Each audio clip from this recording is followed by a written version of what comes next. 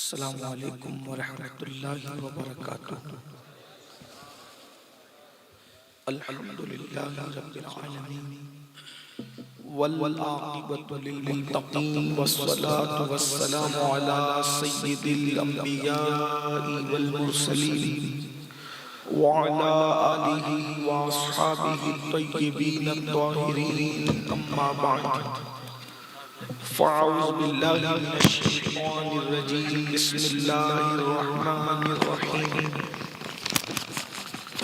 یا ایھا الناس اتقوا ربکم الذی خلقکم من نفس واحدہ وخلق منها زوجها وبث منہما رجالا کثیرا ونساء واتقوا اللہ الذی تساءلون به والارحام ان اللہ کان علیکم رقیبا۔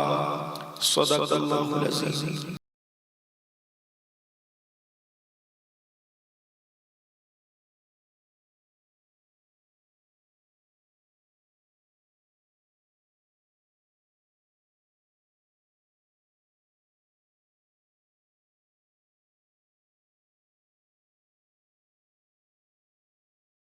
کشتی ضعیفان و شکستہ رات و پشتی، بہا کے خواجہ عثمان ہارون، مدد کن مدد کن مدد کن یا معین الدین چشتی۔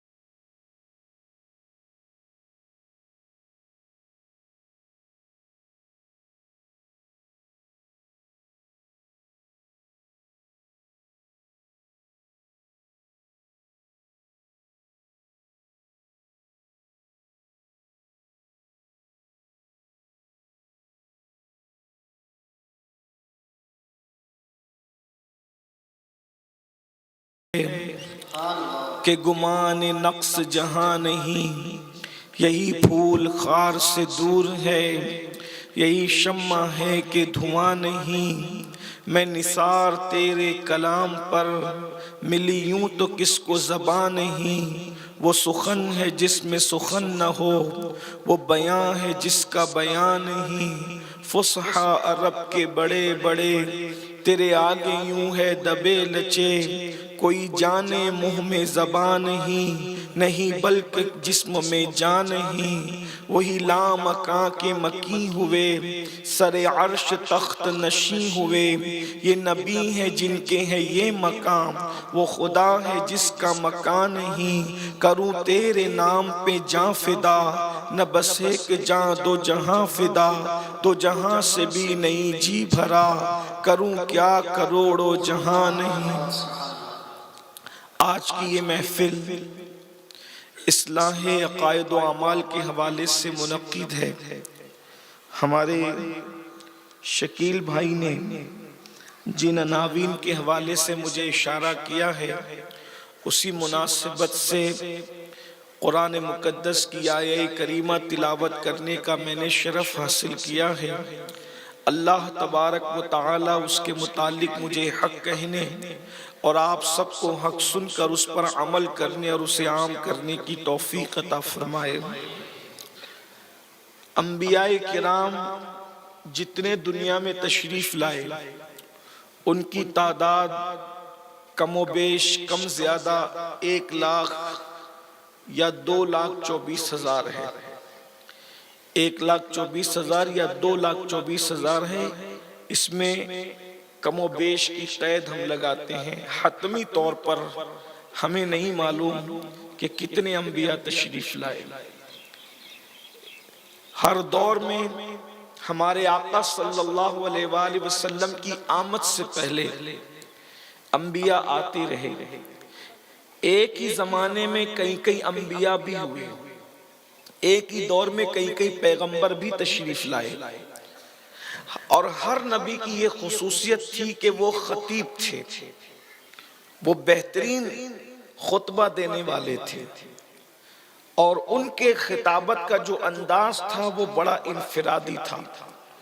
تو جیسے اللہ کے رسول ہمارے آقا مصطفیٰ جان رحمت صلی اللہ علیہ وآلہ وسلم کو اللہ نے ہر خوبی میں منفرد بنایا، جیسے حسن میں وہ سارے انبیاء سے الگ ہیں، سب نبیوں میں خوبصورت نبی، سب نبی خوبصورت تھے، اللہ نے ہر نبی کو خوبصورت بنایا، ہر نبی کو اللہ نے حسن عطا فرمایا، اس لیے کہ انسان کی یہ فطرت ہے کہ انسان خوبصورت لوگوں کی طرف متوجہ ہوتا ہے۔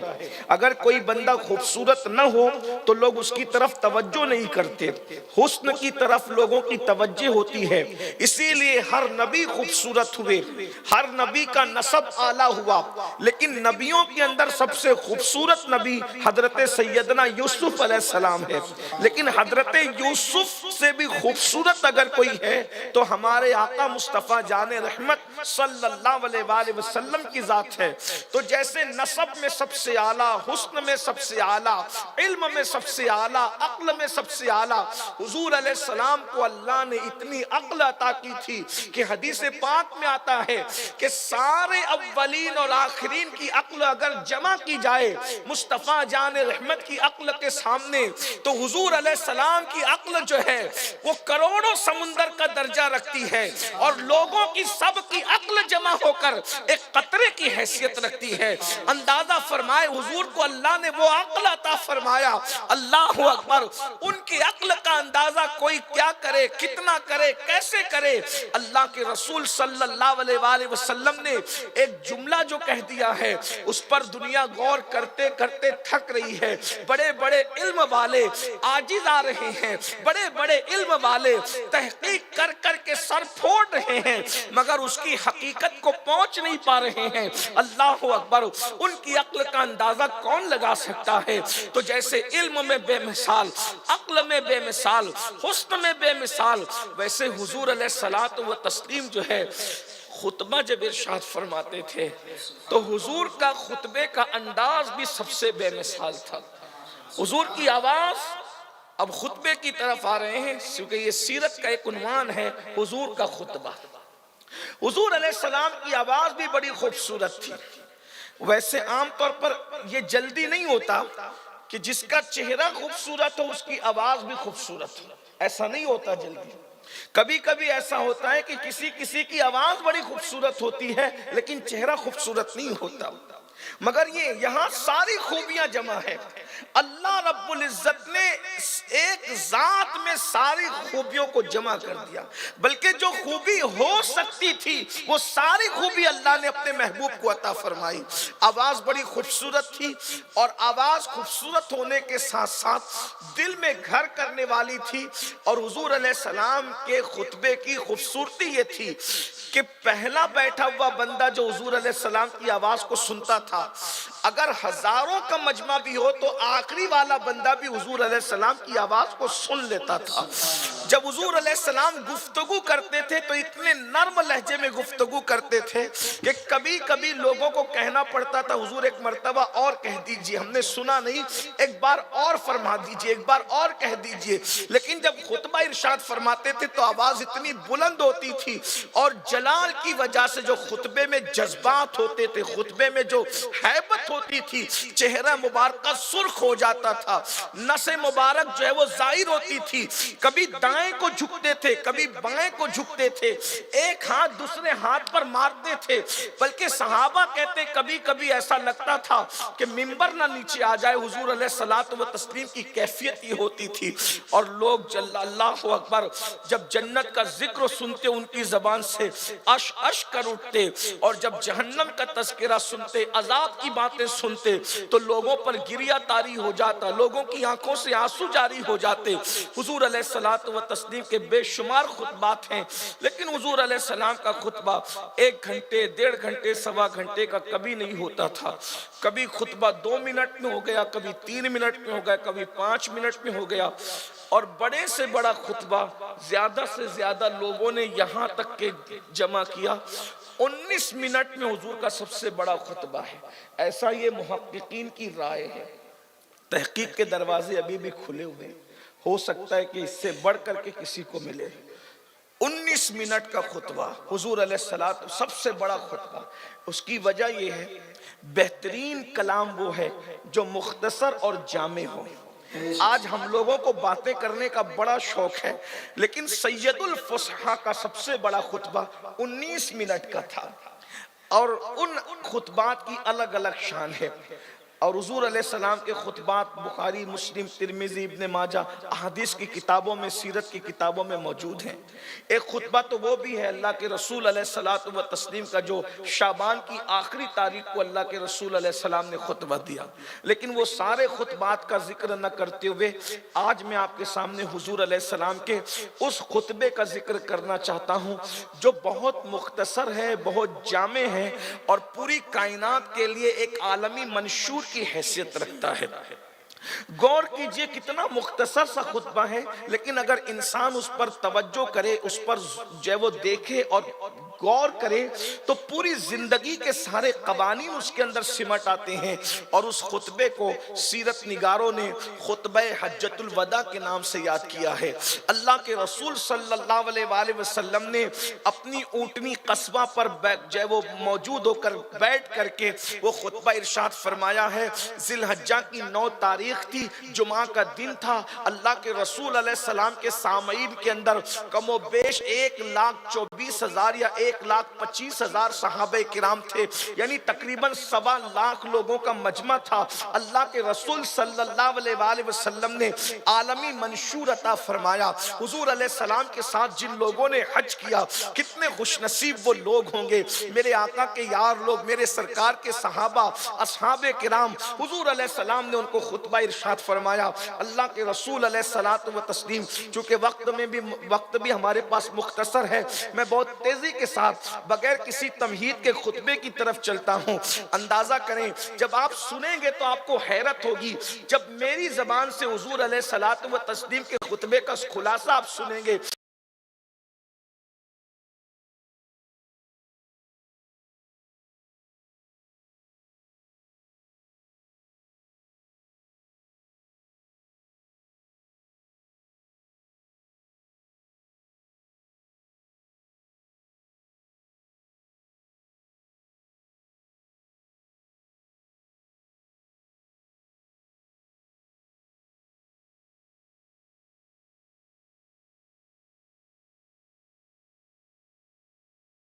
تو آپ کا دل مچلے گا۔ آپ خود تصور کریں گے جب حضور علیہ السلام نے خود یہ خطبہ ارشاد فرمایا ہوگا، اس وقت لوگوں کی کیفیت کیا رہی ہوگی۔ اور غور کیجئے، اس پورے مجمع میں کوئی بھی غیر صحابی نہیں تھا، سب کے سب صحابی تھے۔ غور فرمائیں، سب کے سب صحابی تھے، کیونکہ ہمارے عقیدے میں صحابی اسی کو کہتے ہیں جسے اپنی اونٹنی پر تشریف فرما ہے اور ایک عالمی منشور پیش کرتے ہیں۔ اللہ کے حبیب علیہ السلام آغاز کرتے ہیں اپنے خطبے کا، گفتگو کا آغاز کرتے ہیں اللہ کی حمد سے، اللہ رب العزت کی تعریف سے، اور اس کے بعد فرماتے ہیں کہ میں بذات خود اپنی ذات سے اس بات کو نہیں جانتا हुजूर जो भी जानते हैं, जो कुछ भी कोई जानता है वो अल्लाह की अता से जानता है, अल्लाह की अता के बगैर कोई नहीं जान सकता। तो इसीलिए हुजूर अलैहिस्सलाम ने फरमाया, मैं अपनी ज़ात से यानी अल्लाह के बताए बगैर मुझे इसका इल्म नहीं है कि आइंदा साल में तुम्हारे साथ रहूंगा या नहीं रहूंगा, इसलिए मैं तुम्हारे सामने एक दस्तूर पेश करता हूँ, कुछ तालीमात पेश करता हूँ।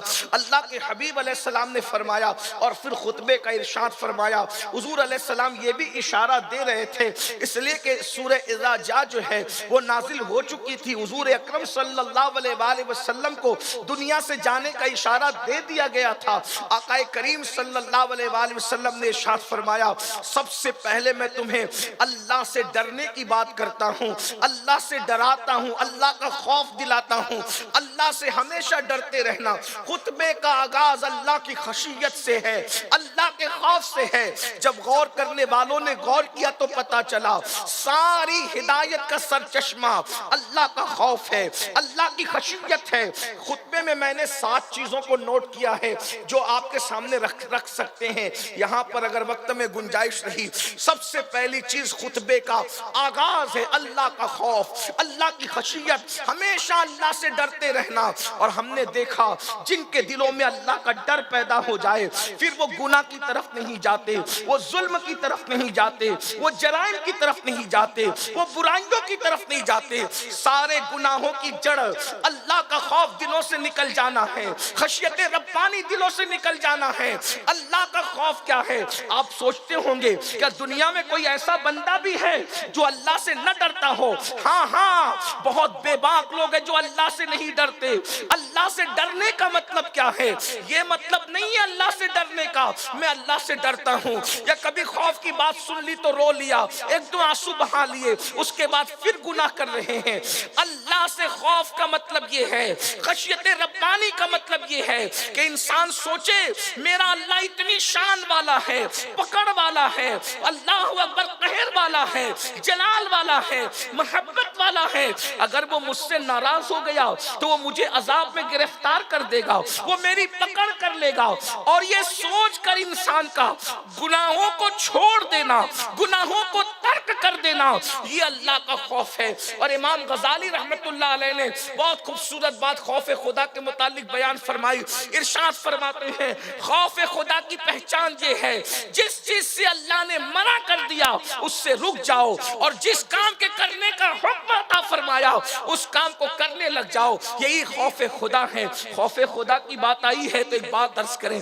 अल्लाह के हबीब अलैहिस्सलातु व तस्लीम से उम्मुल मोमिनीन सैयदा आयशा सिद्दीक़ा रज़ियल्लाहु ताला अन्हा ने पूछा, या रसूल अल्लाह सल्लल्लाहु अलैहि वसल्लम, क्या दुनिया में कुछ ऐसे भी लोग हैं जो बेहिसाब जन्नत में दाखिल किए जाएंगे, जो बेहिसाब जन्नत में जिनका दाखिला होगा?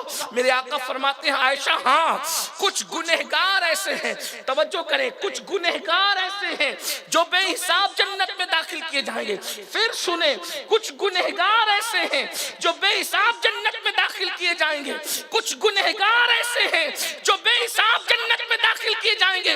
उम्मुल मोमिनीन ने अर्ज किया, गुनहगार बेहिसाब जन्नत में? हाँ, जो अपने गुनाहों को याद करके अकेले में अल्लाह के खौफ से रोते होंगे, अल्लाह उनके गुनाह न देखेगा, खौफ खुदा से रोने की वजह से उन्हें बेहिसाब जन्नत अता की जाएगी। आज हम लोग गुनाह तो करते, गुनहगार भी हैं, लेकिन क्या कभी हम तन्हाई में बैठकर अपने गुनाहों को याद करके अल्लाह के खौफ से रोते हैं? पैसे के गुम हो जाने पर तो हम रोए हैं, गाना और गजल सुनकर तो हम रोए हैं, सीरियलों के अंदर जज्बाती मनाजिर देखकर भी हमारी आंखों में आंसू आए, फिल्मों के अंदर हीरो और हीरोइन को जुदा होते हुए देखकर भी हम रोए हैं, बैयतों पर भी हम रोए हैं, एक्सीडेंट पर भी हम रोए। क्या कभी अपने गुनाहों को याद करके भी हम रोए? मुझे हैरत है वो मुसलमान कैसा है जिसके दिल में अल्लाह का डर नहीं है। आप बुरा मत मानना, लेकिन एक बात मैं आपके सामने रखता हूं, आप मुझे बताएं, अगर अपने जैसा कोई इज्जतदार इंसान हमें देख रहा हो, अपने जैसा आदमी देख रहा हो, तो हम दावत और शादी में बड़ा लुकमा भी नहीं खाते। मैंने बहुत सारे दोस्तों को देखा है, मेरे साथ वो नहीं खाते खाना, میرے ساتھ کھانا نہیں, میرے بڑے عزیز دوست لوگ نہیں بیٹھتے میرے ساتھ. میں کہا کیوں نہیں بیٹھتے؟ بولے آپ جب کھاتے ہو تو لوگ کیمرے لے کر کے کھڑے رہتے ہیں, ان کے سامنے کیا کھائیں گے, ہم کیمرے کے اندر قید ہوں. یہ ہوتا ہے, کیمرے میں قید ہو رہے ہو. حالانکہ ان کا وہ اچھا طریقہ نہیں ہے جو لوگ ایسا کرتے ہیں, کھاتے وقت بھی فوٹو لیتے ہیں, ویڈیو لیتے ہیں, اچھی بات نہیں, لیکن اب لوگ کرتے ہیں ایسا. لیکن آپ سے پوچھنا چاہتا ہوں کہ اگر کیمرے میں ویڈیو بن رہی ہو تو ہمیں کھانے میں شرم آتی ہے, ادھر سے کھانا گر جائے گا, لقمہ گر جائے گا, داڑھی میں اٹک جائے گا, لوگ کیا کہیں گے, ہے نا. بلکہ یہ بھی اگر کچھ لوگ عزت داروں کی محفل ہو تو لوگ بڑا لقمہ بھی منہ میں نہیں ڈالتے. 4 روٹی کھانے والے آدمی کو میں نے دیکھا ہے کہ اگر بہت عزت دار لوگوں کے ساتھ بیٹھ کے کھا رہا ہو تو 1 روٹی کھا کے ہاتھ دھل لیتا ہے. ایسا ہی ہے. آپ سے پوچھتا ہوں میرے بھائیوں, کیوں ایسا کرتے ہو؟ حضرت دیکھ رہے ہیں, پیر صاحب دیکھ رہے ہیں, علامہ صاحب دیکھ رہے ہیں, فلاں صاحب دیکھ رہے ہیں, جج صاحب دیکھ رہے ہیں, وکیل صاحب, لوگ دیکھ رہے ہو تو 4 روٹی کو 1 کر لیا, بڑے لقمے کو چھوٹا کر لیا. آپ مجھے بتائیے, لوگ دیکھ رہے ہو تو منہ میں گٹکا بھرا ہے, اس کو تھوکتے بھی نہیں, نگل جاتے ہیں, کیونکہ لوگ دیکھ رہے ہیں. اللہ دیکھ رہا ہے, پھر لوگ زنا کرنے کی ہمت کہاں سے لاتے ہیں؟ اللہ دیکھ رہا ہے, لوگ جھوٹ بولنے کی ہمت کہاں سے لاتے ہیں؟ اللہ دیکھ رہا ہے, لوگ حسد دل میں رکھنے کا حوصلہ کہاں سے لاتے ہیں؟ اللہ دیکھ رہا ہے, لوگ بغض رکھنے کا حوصلہ کہاں سے لاتے ہیں؟ یہ دلوں کے اندر حسد بغض کا جو سور بٹھا رکھا ہے سینے کے اندر, اندر دل میں, میں نہیں دیکھ رہا, آپ نہیں دیکھ رہے, اللہ تو دیکھ رہا ہے. اللہ فرماتا وما قدر اللہ حق قدری, تو نے اپنے اللہ کی وہ قدر کی ہی نہیں جیسا کہ قدر کرنے کا وہ حقدار تھا. تو نے دوسروں کی قدر کی, ان کے دیکھنے پہ تو نے بڑا لقمہ نہیں کھایا, لیکن اللہ دیکھ رہا ہے اور تو جرائم کرتا جا رہا ہے. یہی اللہ کی عزت ہے, یہی اللہ کا احترام ہے. ارے بھائی کیا احترام کر رہے ہو اللہ کا؟ 2 میں سے کوئی ایک چیز تو تمہارے پاس ہوگی. ایک تو یہ کہ اللہ نہیں دیکھ رہا ہے, سب کچھ کرو. جس کا عقیدہ یہ کہ اللہ نہیں دیکھ رہا ہے وہ مسلمان ہوگا. اور پھر یہ کہ اللہ دیکھ رہا ہے پھر بھی گناہ کر رہے ہو. بتائیے کون ہو؟ کون ہو؟ باپ دیکھ رہا ہے تو سگریٹ نہیں پیتے, اللہ دیکھ رہا ہے گندی فلم بھی دیکھ رہے ہو, نرم نرم گدوں پہ. اللہ دیکھ رہا ہے ملاوٹ بھی کر رہے ہو. اللہ دیکھ رہا ہے کیا نہیں کر رہا ہے آج کا مسلمان, اللہ دیکھ رہا ہے. پولیس اگر دیکھ رہا ہو تو ہیلمٹ نہیں اتارتے. پولیس اگر دیکھ رہا ہے, پوائنٹ پولیس اگر کھڑا ہو ہیلمٹ کے بغیر آگے نہیں جاتے, پولیس دیکھ رہا ہے.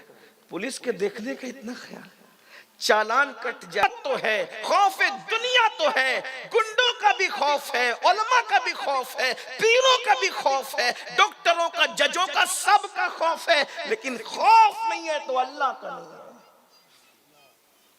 اللہ کا نہیں ہے خوف, اللہ کا خوف نہیں. اگر چائے کرتے پہ لگ جائے, وہ چائے کرتے پہ لگ گئی, وہ دھبا لے کر ولیمے میں نہیں جاؤ گے, کیونکہ چائے لگ گئی نا, دھبا لگ گیا.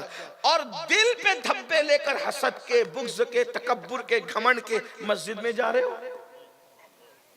بتاؤ میرے بھائی ہم کون سے مسلمان؟ میں تو بس یہی مشورہ دیتا ہوں کہ مسلمانوں کے سارے مسائل حل ہو جائیں جس دن مسلمان بن جائے.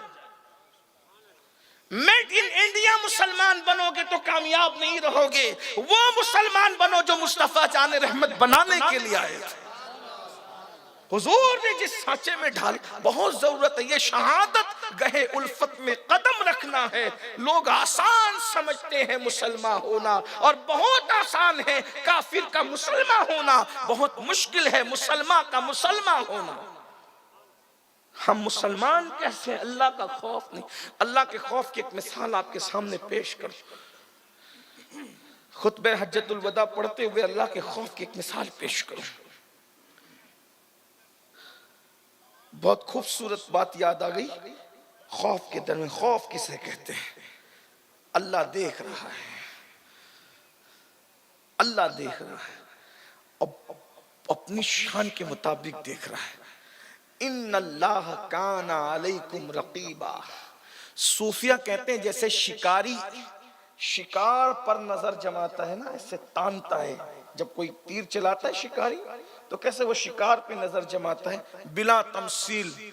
قدرت کی نگاہ میں سب ایسے ہی ہے جیسے شکاری شکار کو دیکھتا ہے، کوئی اس کی نظر سے چھپا ہوا نہیں، اور وہ دور بھی نہیں ہے۔ ہوا معکم اینما کنتم، تم جہاں ہو وہ تمہارے ساتھ۔ اس سے حوصلہ بھی ملتا ہے، ڈر بھی لگتی ہے۔ ڈر اس لیے لگتی ہے کہ جب وہ میرے ساتھ ہے ہر جگہ ساتھ ہیں، تو پھر میں غلط کیوں کروں، یہ تو ڈر کی بات ہے۔ لیکن حوصلہ بھی ملتا ہے۔ بھائیو، کسی کے ساتھ اگر 4 طاقتور انسان ہو تو اس کا کوئی کچھ نہیں بگاڑ سکتا، جس کے ساتھ اللہ ہو اس کا کون کیا بگاڑ سکتا۔ ہوا معکم اینما، اور کتنے قریب ہیں، کتنے قریب ہے، نحن اقرب الیہ من حبل الورید، وہ تمہاری شہرک سے زیادہ قریب، اور دیکھ رہا ہے۔ امیر المومنین، غیظ المنافقین، امام المجاہدین، جانشین رسول دوم سیدنا عمر ابن خطاب رضی اللہ تبارک و تعالیٰ، جب آپ خلیفہ ہوئے تو آپ کی عادت تھی کہ آپ دورہ کرتے تھے، گشت کرتے تھے، مسلمانوں کے حالات چیک کرنے کے لیے کہ کیا چل رہا ہے، حالات کیا ہے، مسلمانوں کی کیفیت کیا ہے۔ اس لیے کہ وہ جانتے تھے مسلمان ٹھیک رہیں گے تو سب ٹھیک رہے گا۔ نظام دنیا کا مسلمانوں پر ہے، مسلمان بگڑے گا سارا نظام بگڑے گا، مسلمان سدھرے گا سارا نظام سدھرے گا۔ آپ کہیں گے مسلمانوں پر کیوں ڈیپینڈ ہے؟ اس کی وجہ یہ ہے کہ 2 بچے جھگڑا کر رہے ہوں، دونوں ایک دوسرے کو گالی دے رہے ہوں، شریف آدمی کس کو پکڑ کے مارے گا؟ کس کو مارے گا؟ دوسرے کے بچے کو یا اپنے بچے کو؟ بولو بھائی، بولتے کیوں نہیں ہو؟ اگر سمجھ میں آتی ہے تو بول دو، نہیں سمجھ میں آتی تو میں آگے بڑھتا ہوں۔ اگر 2 بچے جھگڑا کر رہے ہوں، دونوں گالی گلوچ کر رہے ہوں، تو پڑوسی کے بچوں کو مارے گا شریف آدمی یا اپنے بچے کو مارے گا؟ اپنے بچے کو مارے گا۔ شریف آدمی کی میں نے قید لگائی، بدماش کا تو کوئی تذکرہ ہی نہیں، وہ تو کسی کو بھی مار سکتا ہے، لیکن شریف آدمی کی غیرت ہوتی ہے، میرے بچے نے گالی کیوں دی، میرے بچے نے جھگڑا کیوں کیا، کیوں گالی دی میرے بچے نے؟ بلا تمثیل، بلا تمثیل۔ کائنات کے ہر انسان کو اللہ نے پیدا کیا ہے، لیکن اللہ کہتا ہے میرا وہی ہے جو میرے محبوب کا ہے۔ بندے تو سب ہیں لیکن میرا بندہ وہی ہے جو میرے محبوب کا ہے۔ تب محبوب والے اگر صحیح ہوں تو نظام کائنات صحیح ہوتا ہے۔ ایک مرتبہ سلیمان علیہ السلام تخت پر بیٹھے تھے اور بہت سے لوگ بیٹھے ہوئے تھے۔ آپ کا تخت اچانک ایسے ہونے لگا، ادھر ادھر بیلنس کھونے لگا۔ حضرت سلیمان علیہ السلام نے عرض کی مولا میرا تخت بھی ادھر ادھر ڈولنے لگا۔ اللہ نے فرمایا جو تخت پہ بیٹھے ان کو بولو سدھرو، یہ تخت خود بخود درست ہو جائے گا۔ یہ تخت پہ بیٹھنے والے درست ہو جائیں گے، تخت خود بخود درست۔ ابھی ان لوگوں نے، ان کی نیت میں کچھ غلط خیالات آئے، اس لیے ان کا تخت ڈولنے لگا۔ غور فرمائے، نبی بھی ساتھ بیٹھے، پاس والوں کے دلوں میں غلط خیال آنے لگا، تخت ڈولنے لگا۔ جب غلط خیال پر تخت ڈولنے لگتا ہے پیغمبر کا، تو دنیا کیوں نہ اتھل پتھل ہوگی؟ بھائیو غلط، یہاں خیال ہی غلط نہیں ہے، اعمال بھی غلط ہے، انداز بھی غلط ہے، غلط ہی غلط ہے، صحیح کہاں ہے؟ کچھ صحیح نہیں ہے الا ماشاءاللہ۔ تو حضرت فاروق اعظم گھومتے تھے، گشت کرتے تھے، لوگ کیسے ہیں، لوگوں کو سدھارو، اور لوگوں میں بھی خاص جوانوں کو ٹارگٹ کر، نوجوانوں کو سدھارو۔ ایک مرتبہ سر پہ کپڑا باندھا، اس دور میں جیسے چرواہے لوگ باندھتے تھے، سر پہ کپڑا باندھا، اور جو وہ اون کا جبہ، اور ایسا ڈاٹا باندھا کہ لوگ پہچان نہ سکے۔ اور آپ مدینہ منورہ کے مضافاتی علاقوں میں، جس کو اوالی مدینہ کہتے ہیں، ادھر چراگاہوں کی طرف نکلے تو دیکھا بکریاں چر رہی ہے اور ایک جوان خوبصورت سا درخت کے نیچے نماز پڑھ رہا ہے۔ حضرت فاروق اعظم کا کلیجہ ٹھنڈا ہوا کہ چرواہا بکریاں چراتے ہوئے بھی نوافل پڑھ رہا ہے، بڑی بات ہے۔ لیکن چونکہ کبھی کبھی لوگ نماز کا بھی بہانہ لیتے ہیں نا لوٹم لاٹ کے لیے، نماز کے پردے میں بھی اپنے آپ کو چھپاتے ہیں لوٹ مار کرنے کے لیے، تو سوچا کہ واقعی نمازی ہے یا نمازی بننے کا ڈھونگ رچا رہا ہے۔ تو گئے اور جیسے ہی گئے تو آپ کھڑے ہو گئے، مگر وہ واقعی نمازی تھا. اس نے جیسے ہی محسوس کیا کہ کوئی بندہ کی قدموں کی آہٹ ہے، اس نے نماز مختصر کی. اگر کوئی مکار ہوتا تو کسی کی آہٹ سن کر لمبی کر دیتا. آپ دیکھتے ہیں نا جب لوگوں کے درمیان نماز ہوتی ہے تو پھر نماز ہوتی ہے، لیکن وہی نماز تنہائی میں ہو تو پھر دیکھیے کیا ہوتا ہے نا، ایسا ہوتا ہے. تو بہرحال اس نے نماز مختصر، کیوں پیور لوگ تھے، وہ نماز مختصر کر دی. سلام پھیرا اور سلام پھیر کر کے فاروق اعظم نے اس کو خود سے سلام کیا. اس نے جواب دیا، کہا کہ اے مسافر کیا بات ہے، میرے پاس کیوں آئے ہو؟ اور فاروق اعظم نے کہا کہ اے لڑکے میں بھوکا ہوں، مجھے بھوک لگی ہے، میں چاہتا ہوں کہ مجھے کچھ کھلا پلا دے. کہا کہ مسافر معاف کرنا، میرے پاس کچھ نہیں ہے اس وقت. کہا اتنی بکریاں چر رہی ہے، دودھ دو کے مجھے دے دو، کیا جاتا ہے تمہارا؟ تو اس نوجوان نے کہا اے مسافر، میں یہ بکریوں کا مالک نہیں ہوں، میں چرواہا ہوں، اور چرواہے کو اس کا حق نہیں ہے کہ مالک کی اجازت کے بغیر بکریوں کا دودھ دو کر کے دے دے. میں نہیں دے سکتا. یہ ہائی وے پہ بہت ساری گاڑیاں چلتی رہتی ہے، ٹماٹر کی گاڑی، پالک کی گاڑی، گنے کی گاڑی. رستے میں چائے کے پینے کے لیے ڈرائیور لوگ رکتے ہیں تو اس کو بیچتے رہتے ہیں. ارے تو ڈرائیور ہے بھائی، تجھے بیچنے کا حق کیا ہے؟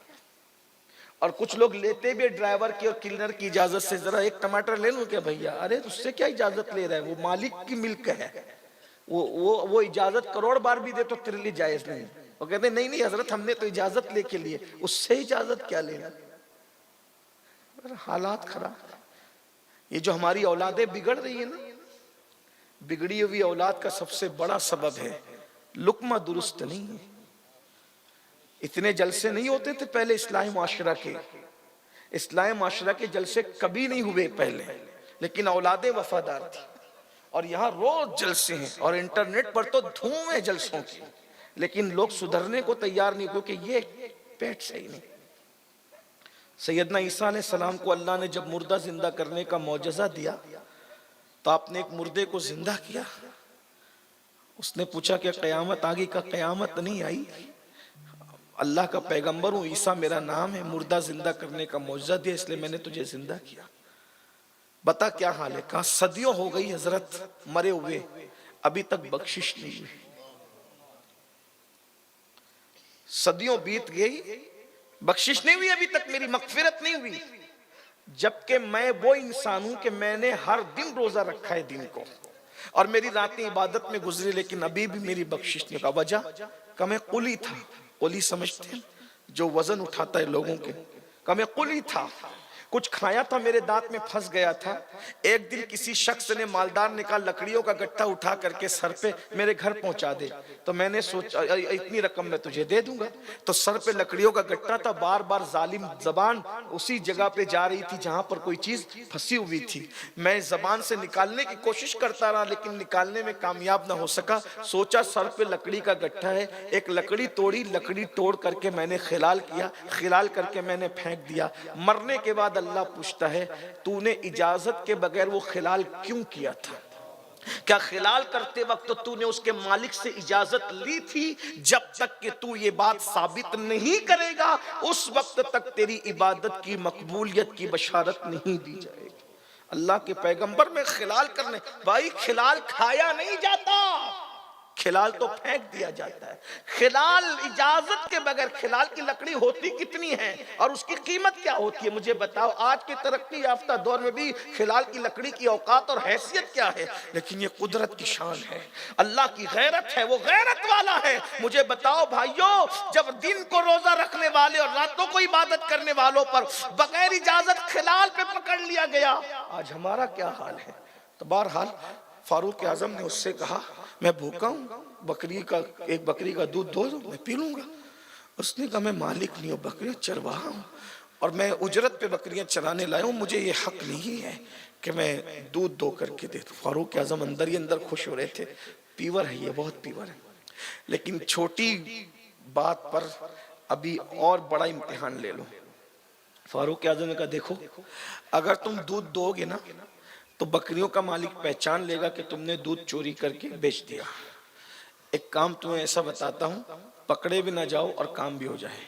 ایک بکری کا بچہ مجھے بیچ دو، میں ذبح کر کے اس کو بھون لوں گا، تمہیں بھی کھلاؤں گا، خود بھی کھاؤں گا، رقم بھی دوں گا، اور تم کیا کرنا، جب گھر جانا تو جا کر کہہ دینا کہ بھیڑیا کھا گیا۔ جنگل میں یہ حادثہ تو روز ہی ہوتا ہے، کیا پرابلم ہے، کیا مسئلہ ہے؟ تو اس نے دیکھا اوپر سے نیچے تک اور کہتا ہے اے مسافر، جب تو نے مجھے سلام کیا تھا تو میں تجھے مسلمان سمجھ رہا تھا، کیا تو مسلمان نہیں؟ اے مسافر تو مسلمان نہیں؟ کہا میں مسلمانوں کا کیسا مسلمان ہے؟ تو کہہ رہا ہے کہ میں بکری بیچ دوں اور جھوٹ بولوں جا کر کے بھیڑیا کھا گیا؟ ہاں بول دو، اس لیے کہ جنگل میں کوئی نہیں دیکھ رہا ہے نا۔ تو اس جوان نے کہا اے مسافر، کوئی نہیں دیکھ رہا ہے نا، لیکن اللہ تو دیکھ رہا ہے نا، میں یہ سودا کیسے کر سکتا ہوں؟ تب فاروق اعظم نے اس کو سینے لگا کر کہا جب تک تم جیسے جوان زمین کے اوپر موجود ہے مسلمانوں کو کبھی زوال نہیں آنے والا۔ یہی خوف خدا ہے جو مسلمانوں کو ترقی پر لے گئے۔ اور پھر فرمایا جب تجھے کوئی ضرورت پیش آئے نا تو تم میرے پاس آنا۔ کہا میں تمہارے پاس کہاں آنا؟ تو فرمایا مجھے پہچانتا ہے میں کون ہوں؟ کہا کون ہے آپ؟ کہا مجھے کو عمر ابن خطاب کہتے ہیں۔ اور پھر اس کے بعد وہ ساری بکریاں خریدی فاروق اعظم نے اس کے مالک سے، اور ساری بکریاں خرید کر اس نوجوان کو ہبہ کر دیا، یہ تیری ایمانداری کا تجھے تحفہ ہے۔ اور ارے دیکھو اس سے کیا پتا چل رہا ہے، کیا سبق مل رہا ہے؟ اگر بکری چوری کر کے کما لیتا تو دنیا بھی گئی تھی، آخرت بھی گئی تھی، لیکن اللہ دیکھ رہا ہے، یہ خوف سے اس نے بکری نہیں چرائی تو اللہ رب العزت نے ایک رات گزرنے سے پہلے ہی چند لمحوں کے اندر اس چرواہے کو سینکڑوں بکریوں کا مالک بنا دیا، اور وہ منظر لوگوں کے سامنے آ گیا۔ آقا ارشاد فرماتے ہیں جو اللہ سے ڈر کر گناہ کو چھوڑ دیتا ہے اللہ اس کو ایسی جگہ سے روزی عطا کرتا ہے جہاں اس کا گمان بھی نہیں جاتا۔ اب یہاں تو لوگ یہ سوچتے ہیں کہ جب تک دیانت داری کرتے رہیں گے ہم ترقی کب؟ اللہ پہ بھروسہ ہی نہیں ہے۔ جس دن اللہ پہ بھروسہ کر لو چند دن ٹھوکر کھاؤ گے، پھر جو ترقی ہوگی اس ترقی سے کوئی نہیں روک سکتا۔ اللہ سے ڈر کے دیکھو، حضور کی بات پہ یقین کر کے دیکھو، خدا کی عزت کی قسم ہر بندے کو ترقی ملی ہے حضور کی بات پہ یقین۔ ہم زبان سے بہت یقین کی بات کرتے ہیں، اندر خالی ہے، کچھ نہیں الا ماشاءاللہ۔ ورنہ اگر یہ بات ہوتی تو لوگ اللہ سے کیوں نہ ڈرتے؟ تو حضور علیہ السلام کا خطبہ میں عرض کر رہا تھا، فرمایا کہ میں تمہیں سب سے پہلی نصیحت کرتا ہوں اللہ سے ڈرتے رہنا۔ پھر اس کے بعد ارشاد فرمایا میرے آقا صلی اللہ علیہ وآلہ وسلم نے جیسے آج کا دن، فرمایا آج کا دن کون سا دن ہے؟ پوچھا دن کون سا ہے؟ صحابہ کرام نے دن نہیں بتایا۔ دیکھو یہ حضور کا ادب ہے، لوگ تو بڑے بک بک کرتے ہیں نا بزرگوں کے سامنے۔ حضور پوچھے آج دن کون سا ہے؟ کہتے ہیں اللہ جانے اور اس کا رسول جانے۔ فرمایا مہینہ کون سا ہے؟ کہا اللہ جانے اس کا رسول جانے۔ کہا یہ شہر کون سا ہے؟ اس میں اکثر لوگ تو مکے کے ہی رہنے والے۔ کہا اللہ جانے اس کا رسول جانے۔ جواب یہ نہیں کہا مکہ ہے، یہ نہیں کہا ذی الحجہ ہے، یہ نہیں کہا کہ آج جو وہ یوم عرفہ ہے، نہیں کہا ادب۔ کیوں؟ حضور کے سامنے کیوں بولیں؟ اگر حضور کی طبیعت چاہیں تو یہ مالک و مختار نبی ہیں، اگر آج کہہ دے یوم عرفہ نہیں ہے کوئی اور دن کہہ دے، جمعہ نہیں ہے کوئی اور دن کہہ دے، اس لیے کہ نبی مختار کل ہیں، اللہ نے ان کو اختیارات عطا فرمائے۔ یہ آج جو آپ لوگ کے ذہن میں چلتا ہے نا کہ اللہ رب العزت کسی کو اختیار دیتا ہے، میں صرف اتنا کہنا چاہتا ہوں غلاموں کو اختیار نہیں دیا جاتا، محبوبوں کو اختیار دیا جاتا ہے۔ جب تم اپنے محبوب کو اتنے اختیار دیتے ہو تو خدا نے جس کو اپنا محبوب بنایا اللہ نے ان کو کتنے اختیارات عطا فرمایا۔ ارے یہ بھی اختیار دیا، وہ چاہے تو کسی کو جنت کی بشارت دے دیں، وہ چاہے تو کسی کو جنت کی ضمانت دے دیں، وہ چاہے تو کسی کو اللہ اکبر جنت بیچ دیں۔ حضور نے جنت بھیک میں بھی دی ہے اور جنت بیچی بھی ہے۔ عثمان غنی کو بیچی جنت نا، وہ کنویں کے بدلے میں جنت بیچی کہ نہیں بیچی یہ میں اس طرف ابھی نہیں جاؤں گا، لیکن جنت بیچی۔ اور بعض لوگوں کو حضرت ربیعہ کو بھیک میں جنت عطا فرما دی، بلکہ جنت میں ساتھ عطا فرما دیا۔ تو حضور علیہ السلام کے صحابہ بہت ادب کرتے تھے حضور کا۔ یہ خوف خدا کے بعد ادب رسول آ رہا ہے اب خطبے کے اندر۔ آج ادب بھی حضور کا نہیں رہ گیا۔ لوگ یہ سمجھتے ہیں کہ صلاۃ والسلام پڑھتے وقت ہاتھ باندھ کے گردن جھکانا بس یہی ادب ہے۔ یہ نام محمد پر انگوٹھا چومنا بس یہی ادب ہے، یہ نام محمد پر بزرگوں کی سنت پہ عمل کرتے ہوئے گردن جھکانا بس یہی ادب ہے۔ یاد رکھنا، میں بہت ذمہ داری سے عرض کر رہا ہوں، یہ نشانی ادب کی ہاتھ چومنا ضرور ہے، ہاتھ باندھنا ادب کی نشانی ضرور ہے، گردن نام محمد پہ جھکانا یہ بھی ادب کی نشانی ضرور ہے، مگر اصل ادب یہ ہے۔ ایک مرتبہ ایک جوان روضہ رسول پہ آ کے گردن جھکا کے کھڑا تھا، فاروق اعظم نے اس کی گردن میں مکہ مار کے فرمایا ادب گردن میں نہیں ہے، ادب دل میں ہے، دل میں۔ نبی کے نام پہ گردن جھکانے کی بجائے نبی کے فرمان پہ اپنا دل جھکانے کی ضرورت ہے۔ جو نبی کے نام پہ گردن جھکا رہے ہیں، کیا فرمان رسول پہ ان کے دل جھک رہے ہیں؟ اگر ان کے دل جھک رہے ہیں ادب کی وجہ سے، تو وہ داڑھی کٹا کے گٹروں میں کیوں پھینکوا رہے ہیں؟ مبارک ہو، نام محمد پہ انگوٹھا چومتے رہو، اچھی بات ہے، سر جھکاتے رہو ادب کے ساتھ، ہاتھ باندھ کر نبی پہ سلام پڑھتے رہو، لیکن یہ چیزیں سب نفل ہے، نفل۔ فرض یہ ہے کہ نبی کے فرمان پہ ہمارے دل جھکیں، جیسے صحابہ نے دل جھکائے تھے۔ کیا وہ واقعہ بھول گئے؟ اللہ اکبر! اللہ کے رسول علیہ السلام خطبہ ارشاد فرما رہے ہیں، اور دوران خطبہ صحابہ آتے گئے آتے گئے آتے گئے، مسجد بھر گئی، بھرنے کے بعد جگہ نہیں رہی، کچھ لوگ کھڑے ہو گئے۔ حضور کے دل میں شفقتیں بہت تھی امت کے لیے، فرمایا جو جہاں ہے وہیں بیٹھ جائے۔ کیا فرمایا؟ جو جہاں ہے وہ وہیں بیٹھ جائے۔ سب بیٹھ گئے، جگہ تھی نہیں تھی کوئی بات نہیں، جو حضور کا ایک جملہ، جو جہاں ہے وہیں بیٹھ جائے، سب بیٹھ گئے۔ ایک صحابی سر پہ گٹھا لکڑیوں کا رکھ کر باہر سے جا رہے تھے، اندر نہیں تھے وہ، باہر سے گھر جا رہے تھے، حضور کی آواز کانوں میں آئی، وہ رستے میں لکڑی لے کر کے بیٹھ، گٹھا لے کے بیٹھ گئے۔ محفل ختم ہوئی، سب گھروں کو جانے لگے، یہ بیٹھی ہیں۔ فاروق اعظم نے کہا اللہ کے بندے یہ کیا کر رہا ہے تو؟ کہا کہ حضور نے نہیں کہا تھا جو جہاں ہے وہیں بیٹھ جائے، میں یہیں تھا بیٹھ گیا۔ کہا تجھ سے نہیں کہا، ہاں مجھے معلوم ہے مجھ سے نہیں کہا، لیکن تقاضۂ عشق اور ادب ہے کہ میرے نبی کا فرمان میرے کانوں میں آ گیا تو مجھے عمل کرنا چاہیے۔ بتائیے ہمارے پاس یہ بات نہیں پہنچی کہ قرآن مقدس میں 700 مرتبہ کم و بیش نماز کا حکم دیا گیا، حضور علیہ السلام کی یہ فرمان نہیں پہنچا کہ نماز میری آنکھوں کی ٹھنڈک ہے، حضور کا یہ فرمان نہیں پہنچا جو نماز چھوڑتا ہے اس کا نام جہنم کے دروازے پہ لکھ دیا جاتا ہے۔ سوچئے کون سا ادب ہم کر رہے ہیں؟ حضور کا بھی ادب ویسا نہیں کر رہے جیسا کرنا چاہیے۔ بہرحال تو صحابہ نے کچھ نہیں کہا، ادب اللہ جانے، واللہ ورسولہ عالم، واللہ ورسولہ عالم، واللہ۔ اور ایک بات اور آپ کو بتاؤں بہت پیاری، صحابہ نے یہ نہیں کہا اللہ جانتا ہے، صحابہ نے کہا اللہ جانتا ہے اور اللہ کی عطا سے اس کا رسول جانتا ہے۔ اس کا مطلب صحابہ کا نظریہ کیا تھا؟ اللہ جانتا ہے اور اللہ کی عطا سے اس کا رسول جانتا ہے، واللہ ورسولہ عالم۔ بہرحال حضور نے فرمایا آج کا دن عرفات کا دن ہے، یہ حرمت والا دن ہے، یہ مہینہ ذی الحجہ کا ہے، یہ حرمت والا مہینہ ہے۔ اور پھر فرمایا یہ شہر مکہ المکرمہ ہے، یہ حرمت والا شہر ہے۔ جیسے یہ شہر کی حرمت ہے، جیسے اس دن کی حرمت ہے، جیسے اس مہینے کی حرمت ہے، ویسے ایک دوسرے کی عزت کی بھی حرمت ہے۔ یعنی جیسے اس کا احترام ہے، شہر مکہ کا احترام، ویسے مومن کی عزت اور اس کے مال کا بھی احترام ہے۔ بلکہ ایک مقام پر تو یہاں تک فرمایا اے کعبہ تو اللہ کا گھر ہے، جو تیرے ارد گرد و طواف کرتا ہے وہ بخش دیا جاتا ہے، مگر اے کعبہ سن لے تیری حرمت اور عزت سے زیادہ ایمان والوں کی عزت ہے۔ مومن کی عزت کعبے کی حرمت سے بڑھ کر ہے، لیکن ہم ہزاروں کلومیٹر کے فاصلے پر کعبے کی طرف پیر نہیں پھیلائیں گے۔ بہت اچھی چیز ہے، سلام کرتا ہوں اس جذبے کو آپ، لیکن کعبے کی طرف پیر نہیں پھیلائیں گے اور ہر مسلمانوں کو گالی دیں گے، ماں بہن کی گالی۔ سوچئے تو صحیح، مسلمانوں کی عزت ہم کہاں کر رہے ہیں بھائی؟ اکرام مسلم، اکرام مومن، مسلمان کا اس کی عزت کرنا، بلکہ جو اپنے باپ کی عزت نہیں کرتا وہ کیا کسی مسلمان کی عزت کرے گا؟ اللہ کے رسول علیہ السلام فرماتے ہیں مومن کو ذلیل کرنے سے بڑا اللہ کے نزدیک کوئی گناہ نہیں ہے۔ ایک مقام پر فرمایا مومنوں میں فتنہ کرنا، آپس میں لڑائی جھگڑا ڈالنا، یہ قتل سے برا ہے۔ فتنہ پیدا کرنے والا قاتل سے بدترین ہے۔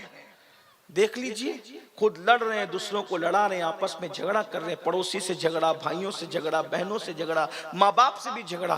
احترام مسلم، احترام مسلم کی ایک مثال میں آپ کو بتاتا ہوں، آپ کو سمجھ میں آئیں گی احترام مسلم کس کو کہیں۔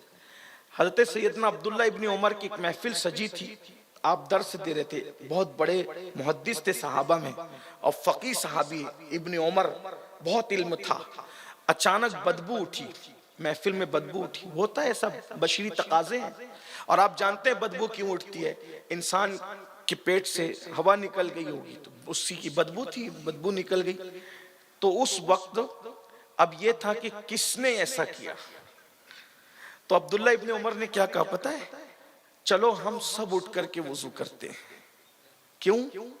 اس لیے کہ اگر وہ بندہ جس کا وضو ٹوٹا ہے وہ جائے گا تو وہ لوگوں کے نزدیک ذلیل ہو جائے گا کہ اسی کی بدبو تھی.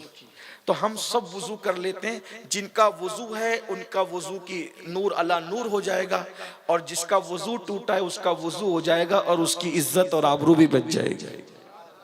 یہ اکرام مسلم ہے. اکرام مسلم کی ایک مثال اور آپ کے سامنے پیش کروں. کیسا احترام تھا مسلمانوں کا، کتنی عزت تھی.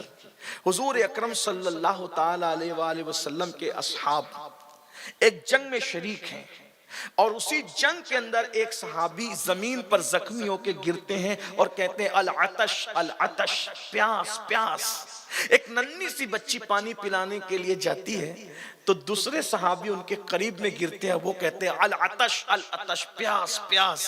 تو پہلے والے صحابی کہتے ہیں بیٹی مجھے اتنی ضرورت نہیں پانی کی، مجھ سے زیادہ میرے اس بھائی کو ضرورت ہے، اس کو پانی پلا دے. اور جیسے ہی اس تک وہ بچی پہنچتی ہے تیسرے صحابی گرتے ہیں، کہتے ہیں العطش العطش. تو وہ دوسرے صحابی کہتے ہیں بیٹی مجھ سے زیادہ ضرورت میرے اس بھائی کو، اس کو پانی پلا دے. وہ تیسرے تک پہنچی، وہ شہید ہو گئے. دوسرے تک آئی، وہ بھی شہید ہو گئے. پہلے تک آئی، وہ بھی شہید ہو گئے. یہ تھا مسلمان، یہ حضور کے بنائے ہوئے مسلمان تھے. آج تو گھر بنائیں گے تو کسی کے گھر میں گھس جائیں گے. 1 انچ 2 انچ بے معنی کرو، طاقت ہے نا، قوت ہے، سورسز ہے، سیاسی سورس لگا، پیسہ لے لو، قرض ادا مت کرو، کون کیا کرے گا. یہ نہیں، دین یہ ہے جو حضور لے کر آئے تھے، اصل دین. آج یہ دین ہمارے ہاتھوں سے گیا، ہم اپنی طبیعت کے پجاری ہو گئے. تو اللہ کے رسول علیہ السلام نے فرمایا مومن کی حرمت، مومن کی آبرو تم پر اللہ نے حرام، اس کی عزت کو، اس کے مال کو، اس کے جان کو اللہ نے تم پہ حرام کیا ہے. اور اللہ کے رسول علیہ السلام نے فرمایا کسی انسان کو، اگر مسلمانی کسی انسان کو تم نے قتل کیا، انسان کو بے گناہ، سب سے پہلے قیامت کے دن اللہ کی عدالت میں جو فیصلہ ہوگا وہ قتل کے متعلق ہوگا، اور قاتل کو جہنم کے اندر اسی طرح بار بار بار بار بار بار قتل کیا جائے گا جیسے اس نے کسی اور کو قتل کیا تھا. تو اللہ کے رسول علیہ السلام نے عزت کو حرام کیا ہے. کعبے کی عزت سے بڑھ کر مومن کی عزت ہے. اس لیے کسی کے بھی بارے میں کچھ بولنے سے پہلے 100 بار سوچو اللہ کو میں جواب کیا دوں گا. آج کل بہت آسانی سے لوگ کہتے ہیں ارے وہ اس کا تو اس کے ساتھ چکر چل رہا ہے. اپنے کو کیا پڑی میرے بھائی؟ اگر چل بھی رہا ہے تو ہم کوئی تھوڑی ٹھیکیدار ہیں کہ لوگوں کی تشہیر کرتے رہیں. ہمیں تو اگر ہم نے کسی کے عیب بھی دیکھ لیے پردے ڈال دو. اللہ کے رسول علیہ السلام فرماتے ہیں جو تم جب تک مومنوں کے عیب پہ پردے ڈالتے رہو گے اللہ تمہارے عیبوں پہ پردے ڈالتا رہے گا. اور تم نے جب لوگوں کے عیب اٹھانا شروع کر دیے تو تم اپنی طاقت کے مطابق لوگوں کے عیب بیان کرو گے، اللہ اپنی شان کے مطابق تمہیں لوگوں میں ذلیل فرما دے گا. اگر تم چاہتے ہو کہ تمہارے عیبوں پہ پردے پڑے رہیں، تمہیں چاہیے کہ تم لوگ پردے ڈالتے رہو، پردے ڈالتے رہو. پردے ڈالنے کی بڑی فضیلت ہے. قیامت کے دن سب کا حساب اوپن ہوگا، سب کا حساب اوپن ہوگا، لیکن کچھ خاص بندے ایسے ہوں گے اللہ جن کا حساب تنہائی میں لے گا، پردے ڈال کے لے گا. وہ ادھر ادھر دیکھے گا، کہے گا کہاں ہے سب؟ ارشاد ہوگا تو دنیا میں لوگوں کے عیب پہ پردے ڈالتا تھا، آج ہم نے تیرے عیبوں پہ پردے ڈال دیے. ہم لوگوں کے بارے میں بہت ٹوہ میں لگے رہتے ہیں. اس کا اگر کسی کا میسج آ گیا نا جلسے میں تو سب لوگ جھانکتے ہیں کس کا آیا، یہ ہے، اور یہ اس کا میسج آیا نا. ہمارے مذہب میں تعلیم یہ ہے کہ کسی کا خط اس کی اجازت کے بغیر نہیں پڑھنا چاہیے. تو آج خط تو نہیں رہا، میسیجز خط کی حیثیت اختیار کر گئے. تو اس کے موبائل کا میسج ہمیں نہیں پڑھنا چاہیے. وہ موبائل میں کیا دیکھ رہا ہے ہم نظر لگا کے ٹو میں رہتے, کیا دیکھ رہا ہے, کچھ گندگی تو نہیں دیکھ رہا ہے. اس کا مطلب یہ ہے کہ جیسے ہیں ویسے ہی لوگوں کو سمجھتے. انسان کی فطرت ہے, وہ جیسا ہوگا لوگوں کو ویسے ہی سمجھے گا. ایک مرتبہ ایک تہجد گزار صبح صبح تہجد پڑھنے کے لیے جا رہا تھا, دیکھا ایک چور ہے, تو اس نے سمجھا کہ یہ بھی میری طرح تہجد گزار ہے, اور چور نے سمجھا یہ بھی میری طرح چور ہے, چوری کرنے جا رہا ہے. یہ انسان کی فطرت ہے. انسان آئینہ, انسان کے لیے آئینہ, مومن کے لیے آئینہ. اس لیے لوگوں کے لیے خیال اچھا رکھو, حسن ظن رکھو, کسی کی ٹوں میں مت پڑو, کسی کے گناہوں کی طرف جو ہے وہ توجہ مت کرو, اور اگر کسی کا گناہ دیکھ بھی لو تو اس پہ اس کے عیب پہ پردے ڈالنے کی کوشش کرو. آج ہمارے اندر سے یہ ساری چیزیں نکلتی جا رہی ہے, ہم یہ ساری چیزوں کے اندر مبتلا ہوتے ہیں. آخرت رہی نہیں گئی, فکر آخرت نہیں رہ گئی. اللہ کے رسول علیہ السلام نے عزت مومن کو ہم پہ حرام قرار دیا ہے. تیسری چیز اللہ کے رسول علیہ السلام نے ارشاد فرمایا, آج زمانے جاہلیت کی ساری رسموں کو میں اپنے پیروں تلے کچلتا ہوں. یہ خطبہ حجۃ الوداع ہے. جہالت کی ساری رسمیں آج پیروں تلے کچلی جا رہی ہے. ارشاد فرمایا سود حرام کر دیا گیا. جس کا سود جس پہ باقی تھا وہ اصل مال لے لے اور سود کو معاف کر دے, چھوڑ دے. اور فرمایا میں سب سے پہلے حضرت عباس ابن عبد المطلب والا سود معاف کرتا ہوں, ختم کرتا ہوں, اس کو کالعدم قرار دیتا ہوں. یعنی ابن عباس سے جس نے رقم لی ہے سود پر, وہ اصلی رقم واپس کرے اور سود والا معاملہ ختم کرے. حضور اکرم صلی اللہ علیہ وآلہ وسلم نے وہ عالمی منشور جو حجۃ الوداع کی شکل میں پیش فرمایا تھا, اس میں اس پر بھی میرے آقا علیہ السلام نے توجہ دلائی.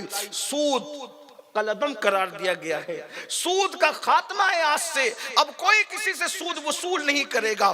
بس ایک دو روایت سود کے متعلق سن لے. آج گھما پھرا کر کے مسلم معاشرے میں سود بھی بہت عام ہوتا جا رہا ہے, اور میں دیکھ رہا ہوں کہ معاذ اللہ کچھ دیندار طبقہ بھی گھما پھرا کر سود میں مبتلا ہو رہا ہے. سفید کپڑے ہیں, حاجی صاحب ہے, نمازی صاحب ہے, مخیر قوم و ملت اعلیٰ ہیں, فلاں ہیں, اور سود کا دھندا ہے. چوری چپکے سے ہے. کس کو دھوکہ دے رہے ہو؟ سود حرام ہے. اور کیسا حرام؟ فرمایا کعبے میں زنا کرنا اور سود کھانا دونوں برابر برابر ہیں. ایک مقام پر یہاں تک فرمایا جس نے سود کا ایک لقمہ کھایا گویا اس نے اپنی ماں کے ساتھ 36 مرتبہ زنا کیا.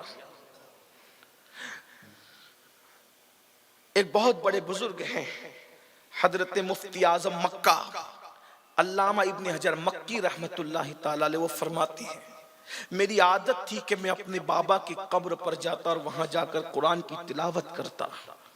ایک دن شب قدر میں, توجہ کرنا, شب قدر میں, رمضان شریف سارے مہینوں سے افضل, رمضان شریف کی راتیں ہر رات سے افضل, اور رمضان شریف کی تمام راتوں سے شب قدر افضل.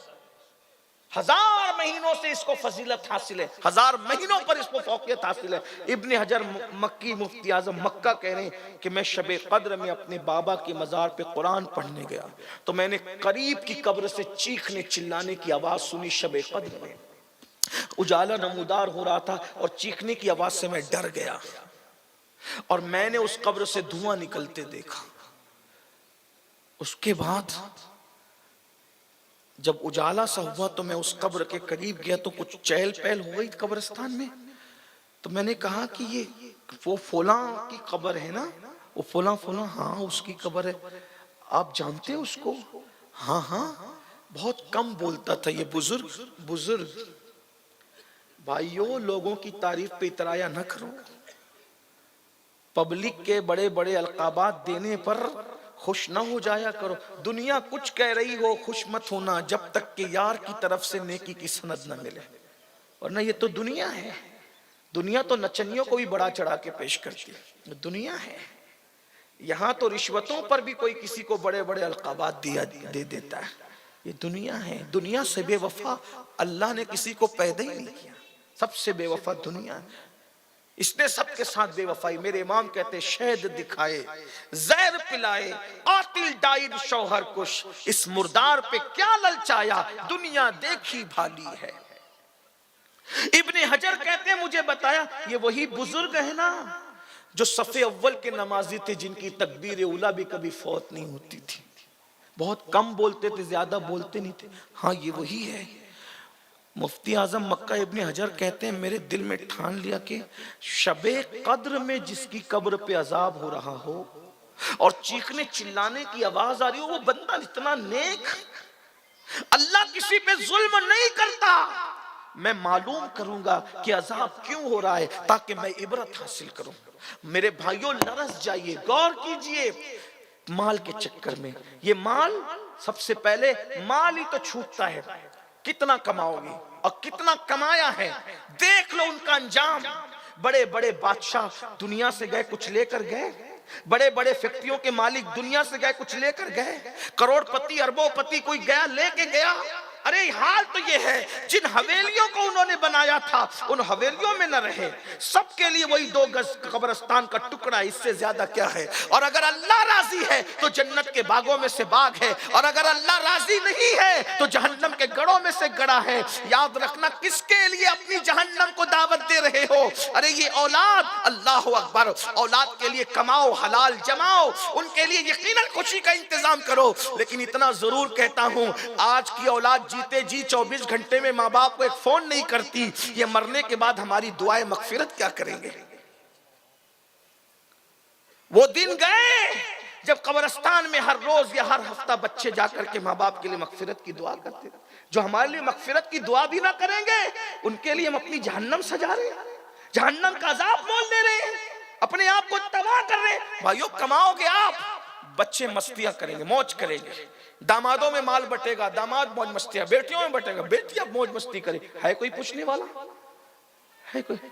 کماؤ، حلال کماؤ، بانٹو، اچھی بات ہے، لیکن حرام کا کیا ہے؟ حرام کا کیا ہے؟ ابن حجر کہتے ہیں شب قدر میں جس کی قبر پر میں نے عذاب ہوتے ہوئے دیکھا، دھواں نکلتے دیکھا، چیخنے چلانے کی آواز سنی. میں گیا اور میں نے ان کی بیوی سے کہا چچی اماں یہ بتاؤ کہ چچا کیسے تھے. ابھی ان کی کہتے ہیں میری عمر چھوٹی تھی، میں بہت بڑا نہیں ہوا تھا. تو کہا کہ وہ تو بہت نیک تھے بیٹا، کبھی نماز نہیں فوت ہوئی، تہجد نہیں فوت ہوئی، بڑے پرہیزگار تھے، باتیں بھی کم کرتے تھے، اکثر ذکر اللہ کرتے تھے. کہا چچی اماں صحیح بتانا وہ گناہ کیا کرتے تھے؟ کہا بیٹا کوئی گناہ نہیں کرتے تھے، بس ایک چیز تھی، جوانی میں خوب کمایا، تجارت کی، حلال سے بہت محتاط اور متقی تھے، لیکن جب بڑھاپے میں تجارت کرنے کے قابل نہ رہ گئے تو چوری چپکے سے انہوں نے سود کا دھندا شروع کر دیا تھا تاکہ بیٹھے بیٹھے کما سکے. بیٹا یہی ان کی ایک غلط چیز تھی، اسی کی وجہ سے تو نے ان کو عذاب میں گرفتار دیکھا. شب قدر میں اتنا نیک کہلانے والا آدمی اگر سود کا دھندا کرے، شب قدر میں عذاب میں گرفتار ہو رہا ہے، شب قدر میں اس کی قبر پہ عذاب ہو رہا ہے. بھائیو ہم تو نماز بھی نہیں پڑھتے، اگر پڑھتے تو ہمیں وضو بھی نہیں آتا، غسل بھی نہیں آتا. نماز پڑھنا سوچو تو صحیح ہمارا کیا حال ہوگا خدا کے لیے. بلکہ قرآن میں تو سور کو بھی حرام کہا اور سود کو بھی حرام کہا، لیکن سور کھانے سے زیادہ برا سود کھانا ہے، کیونکہ سور حرام ہے مگر سور کھانے والے کے لیے اللہ نے جنگ کا اعلان نہیں کیا قرآن میں، مگر جو شخص سود کھاتا ہے اللہ نے اس کے لیے جنگ کا اعلان کیا ہے. اللہ کے رسول علیہ السلام فرماتے ہیں آج سے سود کل عدم قرار دیتا ہوں. پھر فرمایا جس کا قتل ایک دوسرے پہ باقی ہے وہ قتل بھی کل عدم قرار دیتا ہوں. سب سے پہلے میں اپنے خاندان کا خون معاف کرتا ہوں. ربیعہ ابن حارث ابن عبد المطلب، میں ربیعہ کا خون، ہمارے خاندان کا جو بچپنے میں جو وہ قبیلہ حزیل کے لوگوں نے اس کو قتل کر دیا تھا اور ان پر خون کا مطالبہ باقی تھا، میں نے وہ خون جو ہے وہ معاف کر دیا ہے. اور اس کے بعد آخری بات، آخری 2 باتیں. پھر فرمایا جو تمہارے غلام اور جو تمہاری بیویاں ہیں، فرمایا ان کے بارے میں تم سے اللہ پوچھے گا. اب تو غلام نہیں رہ گئے تو بیویوں ہی پر کا ذکر کر دوں اینڈ کرتے ہوئے. بیویوں کے بارے میں تم سے پوچھے گا. غلاموں کا بھی تذکرہ کیا لیکن اب غلام ختم ہو گئے. فرمایا ان کا تم پر حق ہے، ان کا تم پر حق ہے. اور کیا حق ہے؟ کہ وہ اللہ کی کمزور مخلوق ہے، ان کے ساتھ حسن سلوک کرنا، اللہ ان کے بارے میں تم سے پوچھے گا، ان کے ساتھ حسن سلوک کرنا، ان کا حق ادا کرنا۔ جیسا لقمہ تم کھاؤ ویسا ان کو کھلاؤ، جیسی قیمت کا لباس تم پہنو ویسی قیمت کا لباس ان کو پہناؤ، ان کو مارو مت، وہ مارنے کے لیے نہیں ہے۔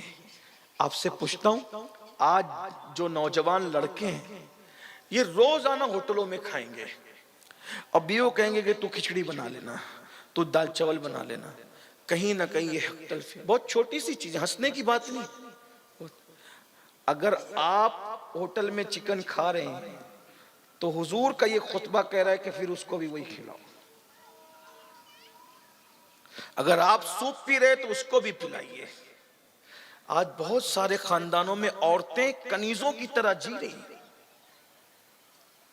اور مسلمانوں میں جو طلاق کی شرح بڑھتی جا رہی ہے اس کی وجہ حق کا ادا نہ کرنا۔ رات کے 3-3 4-4 بجے تک دوستوں کے ساتھ گپ شپ کریں گے، اٹھ پٹانگ سی باتیں کریں گے، اور گھر میں آئیں گے تو موبائل میں لگے رہیں گے اور پیٹ کر کے سو جائیں گے۔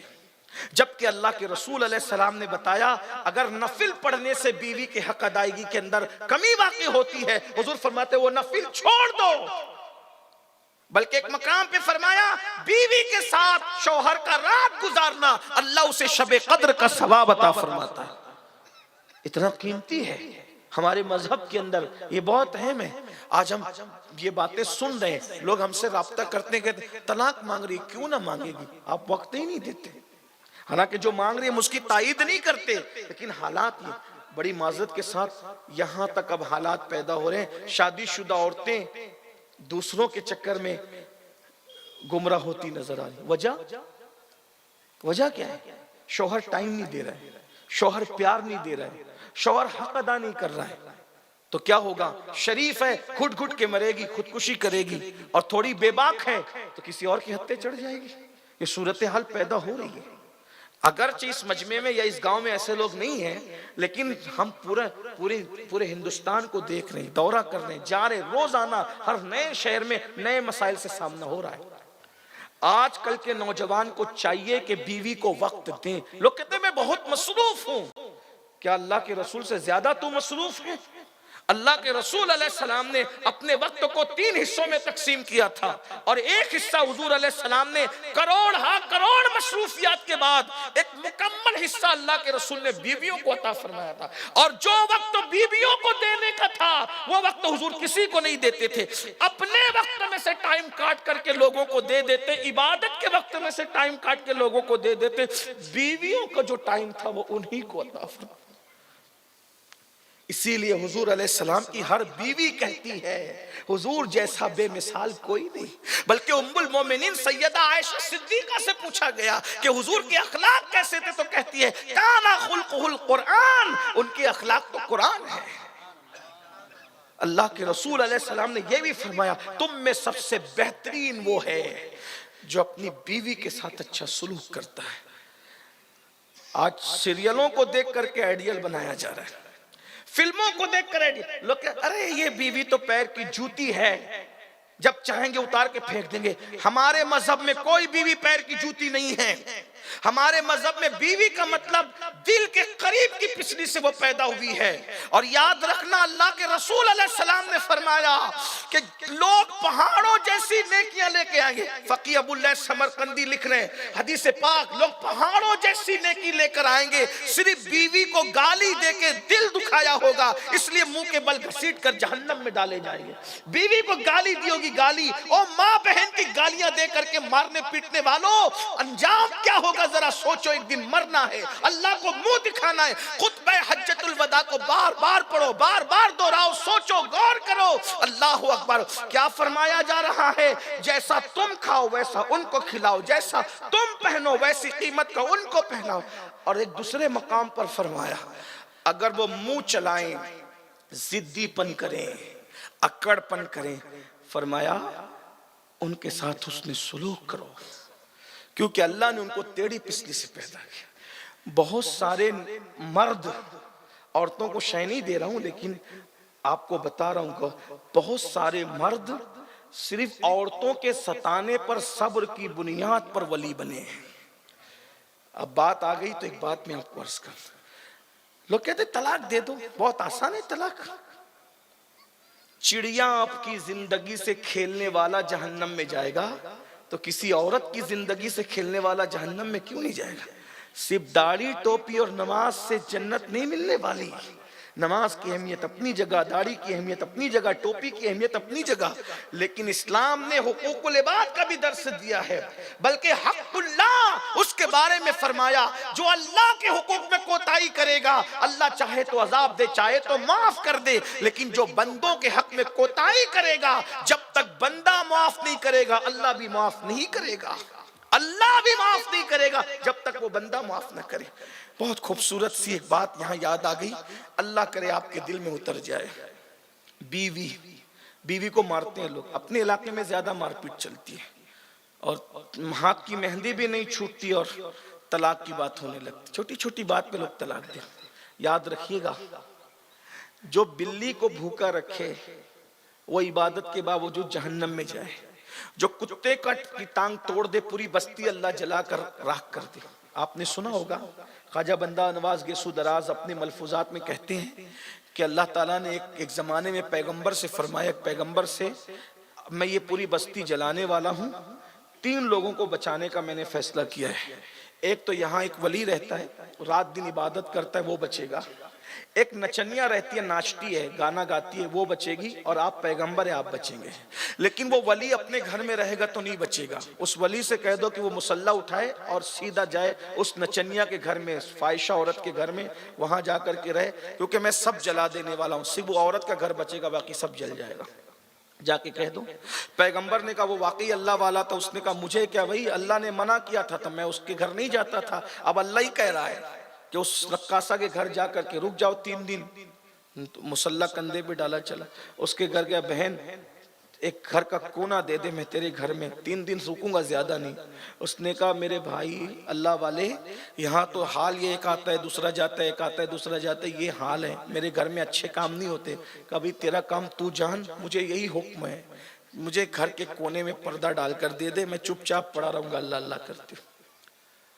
وہ عبادت میں مصروف ہو گیا، پورے گاؤں میں آگ برسی، آگ برس سب جل گیا. پیغمبر کو حکم تھا بستی چھوڑ کے نکل جائے. سرکار بندہ نواز کے ملفوظات میں یہ بات لکھی، آپ نے فرمایا پوری بستی جل گئی. 3 دن کے بعد پیغمبر آئے تو سب جل گیا تھا. اس رقاصہ کا فائشہ نچنیا عورت کا گھر بچا تھا بس، اور وہی دونوں بچے تھے، ایک تو رقاصہ ایک تو وہ اللہ کا ولی.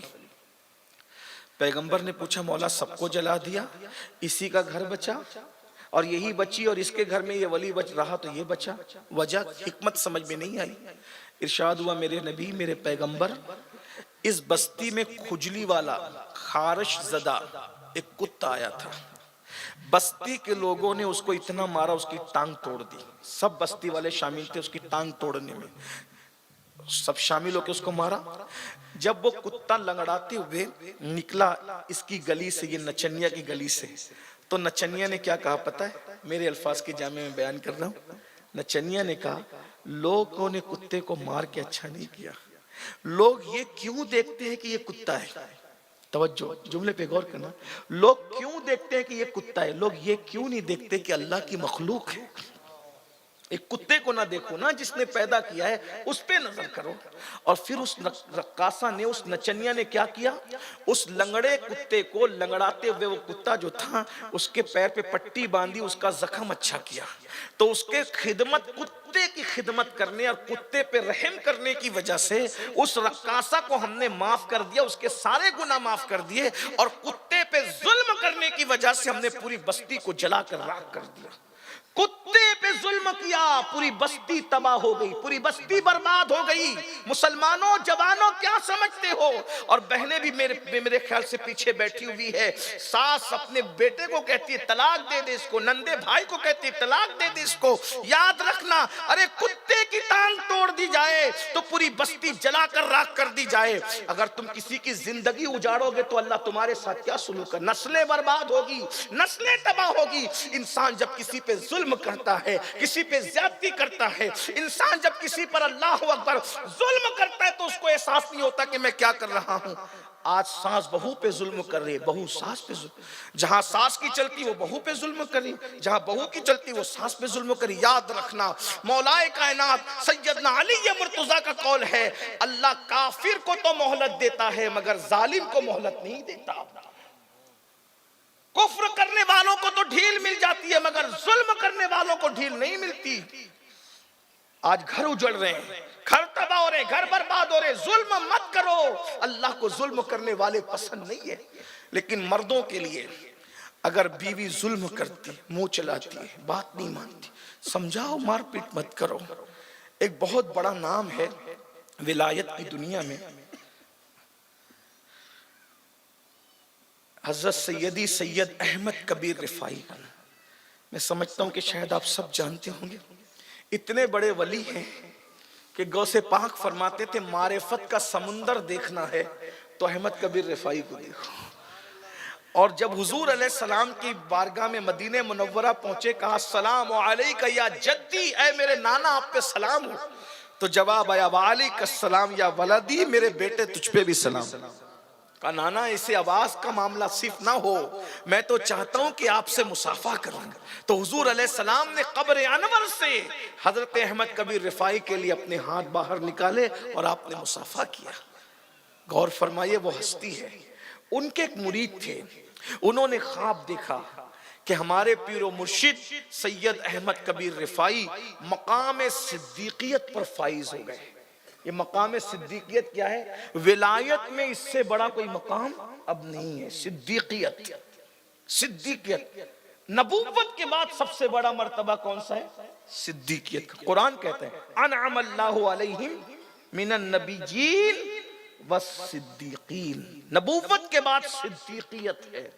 اسی لیے ہم اہل سنت انبیاء کے بعد سب سے افضل جس کو مانتے ہیں وہ صدیق ہے۔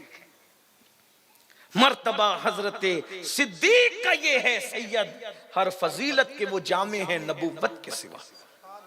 سیدنا صدیق اکبر رضی اللہ تعالیٰ صحابہ کے امام ہیں۔ بہرحال تو سیدی احمد کبیر رفاعی کے مرید نے دیکھا کہ میرے پیر و مرشد مقام صدیقیت پہ فائز۔ صدیقیت، ہمت نہیں ہوئی مرشد سے خواب بیان کرنے کی، کیونکہ لوگ بہت ادب کرتے ہیں، بہت ادب کرتے تھے پیروں کا اس دور میں، خواب بیان کرنے کی ہمت نہیں ہوئی۔ ابھی تو مریدوں کو دیکھتا وہ پیر صاحب کے ساتھ مذاق کرتے ہیں، کیسا دور آ گیا ہے، پیر مرید مذاق کر رہے ہیں۔ حضرت امیر خسرو جیسے لوگ اگر محبوب الہی کبھی آنکھ پھیر لے تو یہ نہیں کہہ سکتے تھے کہ آنکھ کیوں پھیری گئی، یہ حال تھا۔ حضرت سید برہان الدین اولیاء کیس خواجہ رحمت اللہ علیہ ایک بار قریب نواز ناراض ہو گئے، حضرت محبوب الہی ناراض ہو گئے تو وہ اپنے گھر نہیں گئے، روتے کھڑے رہے، لیکن ہمت نہیں ہوئی یہ کہنے کی کہ مرشد ناراض کیوں۔ یہ حال تھا، بہت ادب تھا۔ میں سوچتا ہوں یا اللہ جو پیروں کا اتنا ادب کرتے ہوں گے وہ رسول اللہ کا کتنا ادب کرتے ہوں گے۔ لیکن بہرحال اب تو حالات ہی ویسے رہے۔ وہ اقبال نے شعر کہا تھا، بہت اچھا شعر تھا، اس سے شاید آپ کو کچھ سمجھ آ جائے کہ ایسا کیوں ہوتا ہے۔ تو اقبال کہتے ہیں کہ نہ تو عشق میں رہی گرمیاں، نہ تو حسن میں رہی شوخیاں، نہ تو عشق میں رہی گرمیاں، نہ تو حسن میں رہی شوخیاں، نہ تو غزنوی میں تڑپ رہی، نہ تو خم ہے زلف ایاز میں۔ نہ غزنوی ویسا ہے نہ ایاز ایسا ہے، اس لیے اللہ اللہ خیر صلی اللہ، کیا کہہ سکتے ہیں اس کے علاوہ، اور کیا بات کہہ سکتے ہیں۔ اللہ اکبر، مرید کی ہمت نہیں ہے پیر کو خواب بیان کرے، نہیں بیان کیا، بات آئی گئی ہو گئی، لیکن سوچا تھا میرا پیر خواب میں نے دیکھا صدیقیت پہ فائز ہے، مقام میں صدیقیت۔ ایک دن مرشد سے ملنے آئے خانقاہ میں تو کیا دیکھا، ایک عورت حضرت کو مار رہی ہے، حضرت کو، پیر صاحب کو، سیدی احمد کبیر رفاعی کو مار رہی ہے، اور حضرت چپ چاپ سر جھکائے کھڑے ہوئے۔ اس نے اتنا مارا کہ مرشد کو خون خون لہو لہان کر دیا۔ پھر وہ چلی گئی، مرشد نے یہ منظر جو ہو رہا تھا وہ مرید نے دیکھا، کسی اور نے نہیں دیکھا۔ قریب آگے کہتا ہے سرکار اگر میں صحیح پہچانا ہوں تو یہ پیرانی ماں تھی نا جو آپ کے ساتھ بے ادبی کر رہی تھی؟ تو میں ہاں۔ تو نے دیکھ لے؟ کہا مرشد دیکھا نہیں جاتا، یہ سب آپ کے ساتھ ہوتا ہے اور آپ صبر کرتے ہیں، حضور اس کو طلاق دے دیجئے۔ میں بیٹا محسنوں کو ایسے طلاق نہیں دیتے، وہ میری محسنہ ہے۔ محسنہ ہے؟ کہاں محسنہ ہے؟ کہا تو نے جو خواب دیکھا نا کہ میں مقام صدیقیت پہ فائز ہوا، تو یہ نفلی نماز اور نفلی روزوں کی وجہ سے نہیں، یہ مجھے دکھ دیتی ہے، میں اس پہ صبر کرتا ہوں، اس کی برکت سے اللہ نے مجھے مقام صدیقیت عطا فرما دیا۔ یہ ہے، یہ چیز ہے میرے بھائیوں، اپنی بیویوں کے ساتھ اس نے سلوک کرو۔ اور آخری بات خطبہ حجۃ الوداع کی، مضمون تو اور بھی باقی رہ گیا لیکن ٹائم ختم ہو گیا۔ آقا فرماتے ہیں کسی عربی کو کسی اجمی پر کوئی فضیلت نہیں ہے، کسی عربی کو کسی اجمی پر کوئی فضیلت نہیں ہے، کسی اجمی کو کسی عربی پہ کوئی فضیلت نہیں ہے، کسی کالے کو کسی گورے پہ، کسی گورے کو کسی کالے پہ کوئی فضیلت نہیں ہے۔ یعنی آج یہ جو برادریاں بنا رکھی ہے، یہ شیخ ہے، یہ پٹھان ہے، یہ انصاری ہے، یہ فلاں یہ فلاں یہ فلاں، اور پھر ہم پٹھان ہیں تو ہم سب سے بہتر ہیں، اور ہم مغل ہیں تو ہم سب سے بہتر ہیں، ہم انصاری ہیں تو ہم سب سے بہتر ہیں، اور ہم جو ہے وہ شیخ ہیں تو ہم سب سے بہتر ہے۔ کوئی بہتر نہیں، کوئی ادنا نہیں، کوئی اعلیٰ نہیں۔ ایک مقام پہ فرمایا کلکم من آدم و آدم من تراب، تم سب آدم سے پیدا کیے گئے ہو اور آدم کو اللہ نے مٹی سے پیدا کیا۔ نسب کی بنیاد پر پٹھان ہو، شیخ ہو، مغل ہو، یہ ہو وہ، جتنی برادریاں تمہاری ہیں، کسی کو کوئی کسی میں فضیلت نہیں ہے۔ اگر فضیلت ہے تو صرف اس بنیاد پر ان اکرمکم عند اللہ اتقاکم، تم میں سب سے بہتر وہ ہے جو اللہ سے ڈرنے والا ہے۔ اللہ کے نزدیک سب سے زیادہ عزت والا وہ ہے جو اللہ سے ڈرنے والا ہے۔ اسی لیے تو سیدنا عمر ابن خطاب جیسا گورا اور خوبصورت انسان حضرت بلال جیسے کو پکارتا تو کہتا یا سیدنا بلال، اے بلال تو میرا بھی سردار ہے، اس لیے کہ تیرے دل میں مصطفیٰ جان رحمت کا عشق موجود ہے۔ اللہ کے رسول علیہ الصلوۃ والتسلیم نے، حضرت عمر وہ خوبصورت انسان ہیں جن کی خوبصورتی کو توریت میں بیان کیا گیا ہے کہ وہ گورے رنگ والا، سرخ رنگ والا انسان ہوگا، ان کی خوبصورتی کو یوں بیان کیا گیا۔ آقا علیہ السلام نے مٹا دیا، لیکن آج وہی جہالت کی رسمیں ہم لا رہے ہیں۔ بھائیو حالت یہ ہو گئی ہے کہ اگر پٹھان کی بیٹی گھر میں بیٹھی ہوئی ہے اور اگر کوئی دوسری برادری سے رشتہ آ رہا ہے، پٹھان نہیں دے رہا ہے، اسی طرح شیخ کی بیٹی بیٹھی ہوئی ہے، رشتہ نہیں دے رہا ہے، ہماری برادری میں فلاں کو رشتہ نہیں دیتے اور فلاں کو نہیں دیتے اور فلاں کو نہیں۔ بعض جگہ کیا ہو رہا ہے، پھر 30 35 سال کی بیٹیاں ہو رہی ہے، انجام پھر سب ایسے نہیں ہے، لیکن پھر انجام کیا ہو رہا ہے، پھر وہ خود سے شوہر چن کر کے باپ کو خبر بھی نہیں ہوتی اور بیٹی شادی کر لیتی۔ یہ حالات ہیں۔ برادریاں مت دیکھو، برادریاں، ہماری برادری ایک ہے بس، اور اس سے بڑا ہمارے لیے کوئی تمغہ نہیں ہے، امتیاز۔ ہم کیا ہیں؟ ہم حضور کے غلام ہیں۔ اس سے بڑا ہمارا کوئی، میں تو کہتا ہوں اس سے بڑا کوئی لقب بھی نہیں ہے۔ حضور کی غلامی اور حضور سے عشق سے بڑا کوئی لقب نہیں ہے۔ بات کو اینڈ کرتے ہوئے کہوں، بات آ گئی سیدنا بلال پاک کی، تو مجھے ان کی زندگی کا ایک واقعہ یاد آ گیا۔ بلال کو ایک انفرادی حیثیت حاصل تھی صحابہ میں۔ حضرت بلال کے بارے میں آپ جانتے ہیں، رنگ آپ کا بہت گورا نہیں تھا۔ چونکہ صحابیت کا شرف ہے، اس لیے یہ بھی نہیں کہوں گا جیسا کہ لوگ کہہ دیتے ہیں کہ کالا رنگ تھا، میں نہیں کہوں گا، لیکن آپ اگر سمجھ گئے تو میں اتنا ضرور کہوں گا کہ ان کا رنگ بہت گورا نہیں تھا۔ ناک چھوٹی سی تھی، ہونٹ موٹے موٹے تھے، بڑے بڑے دانت تھے، لیکن بلال کی شان یہ تھی، میرے آقا علیہ السلام پر چوتھے یا پانچویں نمبر پر آپ ایمان لائے تھے، یعنی بلال ایمان لانے والوں میں سابقون الاولون میں تھے، اور حضور علیہ السلام اتنا پیار کرتے تھے حضرت بلال سے کہ حضور کی زبان پہ جتنا نام بلال کا آتا تھا، بلال بلال بلال بلال، ہائے ہائے ہائے، بلال بکریوں کو چارہ ڈال دو، بلال اونٹنیوں کی خدمت کرو، بلال یہ لے آؤ، بلال وہ لے آؤ، حتیٰ کہ جب اذان کا حکم آیا تو اللہ کے رسول علیہ السلام نے اذان کے لیے جس کو مقرر کیا وہ ہستی بھی سیدنا بلال کی ہستی تھی۔ بلکہ بلال حبشی کے متعلق کچھ شکایتیں بھی کسی نے کرنے کی کوشش کی، حضور علیہ السلام نے قبول نہ فرمایا، لیکن بلال بھی ایسا عاشق تھا۔ اللہ اکبر، حضور اکرم صلی اللہ علیہ وآلہ وسلم کے ساتھ وفا کا حق ادا کیا۔ اگر آپ سننا چاہتے ہیں تو مجھے سرکار بلال حبشی کی وہ بات یاد آئی عربی اور عجمی کی، تو مجھے یاد آئی جب مکہ فتح ہوا تو اللہ کے رسول علیہ السلام نے بلال حبشی کو کعبے کی چھت پہ کھڑا کیا۔ بلال غلام تھے، مکے کی زمین پہ کھینچے جاتے تھے، چابک مارا جاتا تھا۔ جب مکہ فتح ہوا تو حضرت بلال سوچ رہے تھے دل میں، آج مکہ فتح ہو گیا ہے، مکے کے اعلیٰ نسب لوگوں کو بڑی عزت دی جا رہی ہے تعلیف قلبی کے لیے، تاکہ ان کے دل خوش ہوں اور یہ ایمان کی طرف آئیں۔ اب بلال کو آج اذان کا موقع ملے گا کہ نہیں ملے گا؟ بلال کا رنگ تو بہت گورا نہیں ہے نا، بلال کے ہونٹ تو موٹے ہیں، دانت بڑے ہیں۔ بلال آزاد کردہ غلام ہے، مار کھا چکا ہے، ریت پہ گھسیٹا جا چکا ہے۔ بلال سوچ رہے تھے، گم تھے سوچ میں، آج بلال اذان پڑھے گا یا کوئی عربی پڑھے گا، کوئی مکی پڑھے گا؟ ان کا دل خوش کرنا ہے حضور کو اور ان کو ایمان کی طرف لانا ہے۔ سرکار نے بلال کو گم دیکھا تو حضور نے بلال کو ٹھنکی دی۔ بلال کیا سوچ رہے ہو؟ بلال نے یا رسول اللہ کچھ نہیں۔ اچھا یہ نہ سوچ رہے ہو کہ آج تمہیں اذان کی بجائے کسی عربی کو، کسی مکی کو اذان کا موقع ملے گا؟ بلال تم ہی اذان پڑھو گے اور کعبے کی چھت پہ کھڑے ہو کے پڑھو۔ دیکھا عربی نیچے کھڑے ہیں، حبشی کعبے کی چھت پر ہے۔ عشق مصطفیٰ کتنا بلند کر کے لے گیا ہے کہ حبشی کے تلووں کے نیچے کعبۃ اللہ کی چھت ہے۔ یہ ہے عشق مصطفیٰ اور نسبت مصطفیٰ کا اعجاز ہے یہ۔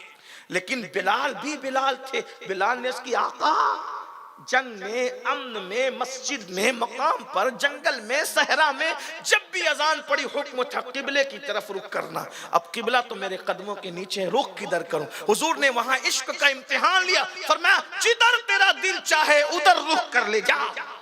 آج تجھے اختیار ہے بلال، جدھر چاہے ادھر رخ کر لے۔ بلال نے کہا اللہ کی عزت کی قسم، اگر بلال کو یہ عزتیں ملی ہے تو وہ آپ کے صدقے میں ملی ہے۔ اب میں کدھر رخ کیوں کروں؟ میرا رخ ہوگا تو کعبے کے کعبہ مصطفیٰ جان رحمت کی طرف۔ یہاں بلال بتا رہے ترقی چاہتے ہو تو رخ مصطفیٰ جان رحمت کی طرف کرو۔ جس کا رخ حضور کی طرف رہے گا اس کو ترقی سے دنیا کی کوئی طاقت نہیں روک سکتی۔ آج ہم نے حضور سے رخ پھیر لیا، آج حضور سے سب سے بڑی ذلت کی وجہ حضور سے ہم نے رخ پھیر لیا ہے، گناہوں کی طرف رخ کر لیا ہے، جرائم کی طرف رخ کر لیا ہے، برائیوں کی طرف رخ کر لیا ہے۔ اور پھر یہ بلال ہے، زندگی گزری۔ احباب نے مجھے آتے آتے یہ بھی کہا تھا کہ پچھلے سال حضرت بلال پہ آپ نے ختم کیا تھا، اس بار بھی کچھ سرکار بلال پہ کہہ دے۔ میں نے کہا وہ تو بڑی پسندیدہ شخصیت ہے، بہت ساری ہستیاں ہیں جن سے ہم جنون کی حد تک مجنوؤں کی طرح پیار کرتے، ان میں ایک بلال ہے۔ میں جب حضرت بلال کے مزار پہ گیا تو بہت سارے صحابہ کے مزار تھے، میں پہلے گھس گیا حضرت بلال کے مزار کے اندر اور گیا، پورا قافلہ ادھر ادھر سب جگہ فاتحہ پڑھ رہا تھا۔ حضرت بلال کے پاس بیٹھے بیٹھے اتنا وقت گزرا کہ ٹور والا کا حضرت سب جگہ کی سب کی فاتحہ ہو گئی، اب آپ بیچ بس میں چلیے۔ میں نے کہا ابھی تو ساری جگہ کی فاتحہ میری باقی ہیں، سارا وقت ہی گزر گیا۔ کہا حضرت وہ آپ بعد میں آ کے کر لیجئے گا، پورا قافلہ آپ کی وجہ سے ورنہ پریشان ہوگا۔ ہم نے کہا فاتحہ تو نفل ہے لیکن لوگوں کو پریشان کرنا یہ حرام ہے۔ پھر ٹھیک کوئی بات نہیں، ایک نفل کے لیے ہم حرام کام نہیں کریں گے، چلو۔ لیکن حضرت بلال کے علاوہ پھر میں کہیں نہیں جا سکا۔ بڑے بڑے لوگ وہاں سب آرام فرماتے، بلال میں اتنا گم ہو گئے کہ اس لیے کہ وہ بلال میرے آقا علیہ السلام شب معراج سے جب واپس لوٹے تو کہا بلال کیا بات ہے؟ حضور کہیں بلال کیا بات ہے؟ جب میں جنت کی سیر کر رہا تھا تو میں نے اپنے آگے آگے جنت میں تیرے قدموں کی آہٹ سنی ہے، اپنے آگے آگے جنت میں تیرے قدموں کی آہٹ سنی ہے۔ یہ بھی تو دیکھو، ارے قدموں کی آہٹ یہ کس کی ہے؟ ماں پہچانتی ہے، باپ پہچانتا ہے، بھائی پہچانتا ہے، بیوی پہچانتی ہے؟ نہیں، میرے نبی ہم سے پیار کتنا کرتے ہیں کہ بلال کے قدموں کی آہٹ کو بھی پہچانتے ہیں۔ بلال نے بہت خدمت کی، سرکار بلال سید فاروق اعظم کہتے سیدنا بلال، اور فاروق اعظم ایک جملہ اور کہتے تھے بلال تو وہ ہے کہ ہمارے سردار نے تجھے خرید کر آزاد کیا تو تو بھی ہمارا سردار ہے۔ سرکار بلال جب حضور حیات تھے بڑی خدمت کی، جب حضور کا وصال ہو گیا ایک ہی کام تھا، بلال روتے تھے، بہت روتے تھے۔ حضرت بلال نے حضور کے بعد بہت آنسو بہائے، بلکہ مکے مدینے کی گلیوں میں پھرتے تھے، مدینہ منورہ کی گلیوں میں تو لوگوں کو کہتے تھے حضور کہاں ہے، تم نے حضور کو دیکھا ہے؟ لوگ رو پڑتے، بلال اب مت رلایا کرو لوگوں کو، جب تم پوچھتے ہو نا حضور کو تم نے دیکھا ہے تو ہمارے غم تازہ ہو جاتے ہیں۔ بلال مدینے کی گلیوں میں پوچھتے، بتاؤ نا بلال حضور کہاں ہے، حضور کہاں ہے؟ جب حضور علیہ الصلوۃ والتسلیم کو نہ پاتے تو بہت روتے۔ بلال حبشی نے فیصلہ کیا جس گلیوں میں میرے آقا اب نظر نہیں آتے اب میں ان گلیوں میں نہیں رہوں گا، اور سرکار بلال حبشی نے مدینہ منورہ چھوڑنے کا فیصلہ کر لیا۔ سیدنا بلال حبشی مدینہ چھوڑ کر ملک شام چلے گئے، اور ایک جو کمرہ تھا چھوٹا سا کمرہ اسی میں رہتے تھے۔ رات دن رونا رونا رونا، نہ کسی سے ملنا نہ باتیں کرنا، بس رونا رونا رونا، روتے ہی رہتے تھے اور کہتے تھے حضور نہیں دکھتے، حضور نہیں دکھتے، حضور نہیں ملتے، حضور آپ کہاں گئے؟ ایک دھن تھی، ایک کیفیت تھی۔ ایک دن روتے روتے آنکھ لگ گئی تو خواب میں کیا دیکھا؟ حضور تشریف لائے، اور حضور کہتے بلال کیا بات ہے، کیا تم ناراض ہو؟ بلال خواب ہی میں حضور کو لپٹ گئے، رونے لگے، حضور کوئی کیسے ناراض ہو سکتا ہے کسی سے؟ کیا بات ہے، تم نے ملنا چھوڑ دیا؟ تم ہم سے ملاقات کے لیے نہیں آتے بلال؟ تم شام میں رہنے لگے، تم مدینے نہیں آتے؟ بلال مدینے آؤ، ہم سے ملاقات کرو۔ بس جیسے ہی کہا اور خواب میں رو رہے ہیں، خواب میں بھی رو رہے ہیں، اور حضور نے ان کو بلایا، حضور علیہ السلام نے دعوت دی تو بلال جب چیخ مار کے روتے ہیں آنکھ کھلتی ہے۔ بلال اب بھی رو رہے تھے، پورا گھر خوشبو سے معطر تھا۔ جیسے خیال آیا حضور نے بلایا ہے بلال چلو مدینے چلتے ہیں۔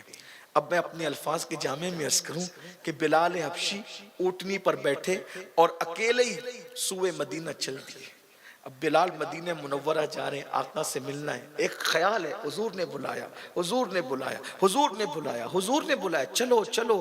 اور جب جاتے ہوں گے ایسا لگتا ہے خیالات آتے ہوں گے، بلال کبھی حضور کی اونٹنی کے آگے، بلال کبھی حضور کی اونٹنی کے پیچھے۔ کبھی ایسا بھی ہوا بلال کو بھوک لگی ہے، حضور نے اپنا لقمہ اٹھا کر بلال کے منہ میں ڈالا، بلال سے پیار اتنا تھا۔ کبھی کبھی بلال مدینہ منورہ کی گلیوں میں اکیلے چلتے تھے پیدل، اور حضور سواری پر جاتے تھے تو بلال کو پیدل چلتا دیکھ کے کہتے تھے بلال میرے پیچھے میری سواری پہ بیٹھ جاؤ۔ تو بلال جب حضور کی سواری پہ بیٹھتے تھے تو اپنا سینہ حضور کی پیٹھ سے لگا دیا کرتے تھے، اور کہتے تھے وہ ٹھنڈک ملتی تھی حضور کی پیٹھ سے کہ آج تک اس کی ٹھنڈک ہم محسوس کرتے ہیں۔ آج بلال اکیلے جا رہے تھے لیکن بلال کے ساتھ وہ یادیں تھیں، وہ یادیں۔ جو لوگ مدینہ شریف گئے وہ جانتے ہیں، جو نہیں گئے اللہ سے دعا کرتا ہوں اللہ آپ کو حاضری نصیب فرمائے۔ سیدنا بلال حبشی کی کیفیت کیا ہوگی وہ تو وہ جانے، لیکن جب آج کا ایک عاشق مدینہ منورہ جاتا ہے، جیسے جیسے شہر رسول قریب آتا ہے اس کے دل کے اندر عشق کا تلاطم موجیں مارنے لگتا ہے، اور اس کی آنکھوں سے آنسو برس پڑتے ہیں۔ اس کو ایک ہی تمنا ہوتی ہے سواری میں سے اور بس میں سے، کار میں سے، بس گنبد خضرا دکھ جائے، گنبد خضرا دکھ جائے۔ اس وقت تو گنبد خضرا تھا نہیں، بلال کو تو یہ لگ رہا تھا آقا نے بلایا ہے، آقا دکھ جائے، آقا دکھ جائے، آقا دکھ جائے۔ اور جیسے جیسے مدینہ شریف قریب آتا تھا بلال کی آنکھوں کی آنسوؤں کی جھڑیاں بڑھتی جاتی تھی۔ پچھلے زمانے میں ماضی میں بلال ڈوبے جا رہے تھے، ڈوبے جا رہے تھے۔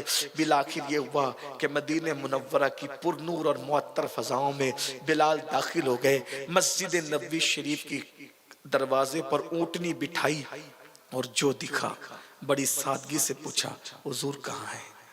جو دکھتا تھا رو پڑتا تھا۔ بلال آگئے ملک شام سے، کوئی بات نہیں، حضور کہاں ہے؟ رو پڑتا تھا، حضور کہاں ہے؟ پورے مدینہ منورہ میں چرچا ہو رہا ہے، بلال آگئے، بلال آگئے، بلال آگئے۔ اور لوگ کہنے لگے چلو جس عاشق پہ حضور کو ناز تھا اس کی چل کے زیارت تو کر لیں، بلال کی زیارت تو کر لیں۔ پوری مسجد نبی بھر گئی بلال حبشی کی آمد پر۔ بلال کو جو دکھتا ہے حضور کہاں ہے، وہ رو پڑا، حضور کہاں ہے، سب رو رہے ہیں۔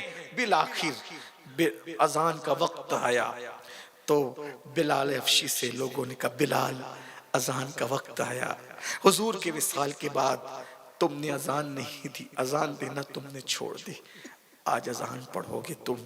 بلال نے کہا نہیں، میں نہیں پڑھ سکوں گا اذان، کیونکہ جب میں اذان پڑھتا تھا اور اشہد ان محمد الرسول اللہ پہ پہنچتا تھا تو حضور مجھے نظر آتے تھے، حضور کا چہرہ دیکھتا تھا، اب میں اذان پڑھوں گا اور وہ نہیں دکھیں گے، میں نہیں پڑھ سکوں گا، مجھے اذان دینے کا حکم نہ دو۔ لوگوں نے کہا امیر المومنین کو کہو، امیر المومنین اذان کا حکم دیں گے، یہ مانیں گے۔ امیر المومنین نے کہا بلال جو اذان آقا کو سناتے تھے ایک بار وہ اذان سنا دو۔ بلال نے لپٹ کر کہا امیر المومنین کیا مجھے جو خرید کے آزاد کیا تھا آج اس کی قیمت مانگی جا رہی ہے؟ کیا اس کا صلہ مانگا جا رہا ہے؟ اسی دن کے لیے کیا مجھے خرید کے آزاد کیا گیا تھا؟ امیر المومنین نے پیشانی پہ بوسہ لے کے کہا نہیں بلال، تمہیں تو آزاد اللہ کے لیے کیا گیا تھا، کوئی قیمت نہیں مانگی جا رہی ہے، جس نے آزاد کیا تھا اس کو تو صلہ مل گیا۔ بلال نے کہا میں اذان نہ پڑھ سکوں گا، میرے اندر ہمت نہیں ہے، وہ چہرہ لاؤ نا جس کو دیکھ کے اذان پڑھو، میں نہیں پڑھ سکوں گا۔ باتیں ہونے لگی، لوگ رو پڑے۔ ایسے میں کسی نے کہا ایک کام کرو، ابھی بلال اذان پڑھیں گے، بلال کی کیفیت ہمیں پتہ ہے، جاؤ حجرہ سیدہ میں اور حسنین کریمین کو بلا کر کے لاؤ، جب نبی کے نواسے حکم دیں گے تو بلال انکار نہیں کریں گے۔ دونوں شہزادوں کو گود میں اٹھایا، کانوں میں سکھایا، بلال جیسی نظر آئے تو بلال سے کہنا اذان دو، وہ سب کا انکار کر سکتے ہیں، شہزادوں کا انکار نہیں کریں گے۔ حسنین کریمین ننھے ننھے بچے تھے، شہزادے دوڑتے آئے، ایک نے بلال کا ایک ہاتھ پکڑا، دوسرے نے بلال کا دوسرا ہاتھ پکڑا، کہا چچا بلال نانا کو جو اذان سناتے تھے وہ اذان ہمیں بھی سناؤ نا بلال۔ بلال نے دونوں کو چوما اور کہا اگر میں ان کانوں سے یہ آواز نہ سنتا کہ جس نے میرے بیٹوں کا دل دکھایا اس نے میرا دل دکھایا تو میں کبھی بھی اذان نہ پڑھتا۔ نواسوں کا حکم ہے، شہزادوں میرے آقا زادوں تمہارا حکم ہے، بلال اذان پڑھے گا۔ اور اس کے بعد بلال حبشی اس چبوترے پہ کھڑے ہوئے، اللہ اکبر، جس کا نشان آج بھی مسجد نبوی میں موجود ہے۔ جب بلال نے کہا اللہ اکبر اللہ اکبر، عارف رومی مولانا جلال الدین رومی لکھتے ہیں کہ جب بلال نے اذان کی آواز بلند کی تو مدینہ منورہ کی پردہ دار خواتین بھی مسجد نبوی میں بے تاب ہو کر کے حاضر ہو گئی، ننھے ننھے بچے رو رہے تھے۔ بلال کی اذان سن کر عارف رومی کہتے ہیں، جس کا مفہوم اپنی الفاظ کے جامع میں ادا کر رہا ہوں، کہ حضور کے وصال کے دن جو رونے کا عالم تھا وہی کیفیت بلال کی اذان پر تھی، چیخیں نکل رہی تھی۔ وجہ ننھے بننے بچے اپنے ماں باپ سے کہتے امی مؤذن تو آ گیا، کیا آج امامت کے لیے امام الانبیاء بھی تشریف لائیں گے؟ کیا آج اللہ کے رسول کی بھی آمد ہوگی؟ حضور بھی آئیں گے؟ اور جب یہ بات ہوتی تو لوگوں کی چیخ نکلتی، لوگ رو پڑتے۔ اور ایسے میں جب بلال نے اشہد ان لا الہ الا اللہ کہا اور پھر اس کے بعد اشہد ان محمد رسول اللہ سیدنا بلال نے کہا تو بلال حبشی کی عادت کے مطابق اشہد ان محمد رسول اللہ پر بلال نے اس جگہ کو دیکھا جس جگہ پر میرے آقا بیٹھا کرتے تھے، آج وہ جگہ خالی تھی۔ بلال نے خالی جگہ دیکھی اور اشہد ان محمد رسول اللہ ادا کرنے کے بعد جب جگہ خالی دیکھی چیخ مار کے زمین پہ گر پڑے، بے ہوش ہو گئے، اذان پوری نہ ہو سکی۔ بلال نے وصال رسول کے بعد اذان کبھی پوری نہ کر سکے، زمین پہ آ گئے، بے ہوش ہو گئے۔ اور اس کے بعد جب ہوش آیا کسی سے کوئی بات نہ کی اور بلال پھر اسی اونٹنی پر ملک شام روانہ، حضور آپ نہیں دکھتے میں کیا کروں یہاں رہ کر۔ اور اس کے بعد سرکار بلال ملک شام گئے اور پھر چند دن گزارنے کے بعد بلال حبشی دنیا سے کوچ کر گئے، آج بھی ان کا مزار ملک شام میں موجود ہے۔ یہ تھا اللہ کے رسول علیہ السلام کا انداز۔ آقا نے ایک حبشی کو عربیوں پر اتنا بلند کر دیا، کسی کالے کو کسی گورے پر، کسی گورے کو کسی کالے پر، کوئی فضیلت نہیں الا یہ کہ وہ متقی ہو، وہ عاشق ہو۔ اللہ تعالی ہم سب کو عمل کی توفیق بخشے۔ گفتگو کے درمیان کوئی غلطی ہو تو اللہ تعالی معاف کر دے۔ استغفر اللہ ربی ان ربی لغفور الرحیم۔ بیٹھ جائیں ایک منٹ تھوڑا سا اور۔ 12 جنوری کو انشاءاللہ ممرہ کی سرزمین پر سنی دعوت اسلامی کا ایک روزہ عظیم الشان سنی اجتماع ہے، ممبئی آپ کے قریب ہے، ممرہ تو اور بھی قریب ہے، تو آپ حضرات ممرہ کے اجتماع میں شرکت کریں، جس میں انشاءاللہ حضور امیر سنی دعوت اسلامی بھی ہوں گے اور سنی دعوت اسلامی کے علماء، خطبہ، مقررین سبھی اس میں ہیں انشاءاللہ، اور فقیر قادری بھی انشاءاللہ آپ کا خادم بھی اس میں شریک ہوگا، اور ساتھ ہی ساتھ انشاءاللہ تبارک و تعالی 15 اور 16 فروری کو سنی دعوت اسلامی شاک ناسک کا سالانہ سنی اجتماع ناسک کی سرزمین پر ہے۔ 15 کو عورتوں کے لیے، 16 کو مردوں کے لیے، فروری شب برات کے دوسرے دن عورتوں کا اور اس کے تیسرے دن مردوں کا انشاءاللہ۔ آپ خواتین جہاں جہاں سے بھی آپ آئیں، بڑی تعداد میں آپ آئیں، ماشاءاللہ ہمارے شکیل بھائی نے اور ان کے تمام رفقا نے، علماء نے یہاں کے بڑی محنت کی ہے اور بڑی تعداد میں آپ موجود ہیں۔ جہاں جہاں سے بھی آپ آئے ہیں، ابھی سے آپ عورتوں کے اجتماع کے لیے بسوں کا، گاڑیوں کا انتظام کریں ناسک کے لیے، اور مردوں کے لیے بھی انتظام کریں۔ جتنی بڑی تعداد میں آپ پہنچیں گے، آپ کی محنت سے جتنے زیادہ لوگ سنیں گے، سدھریں گے، بدلیں گے، کسی کی زندگی میں انقلاب آئے گا، اللہ اس کا صلہ آپ کو عطا فرمائے گا۔ اس لیے ممرہ کا اور ناسک کا اجتماع آپ یاد رکھیں۔ اللہ تعالی ہم سب کو عمل کی توفیق بخشے۔ سرکار بلال کا صدقہ، پنجتن پاک کا صدقہ، خلفائے راشدین کا صدقہ اللہ ہماری جھولیوں میں ڈالے۔ وما علینا الا البلاغ۔ السلام علیکم ورحمۃ اللہ۔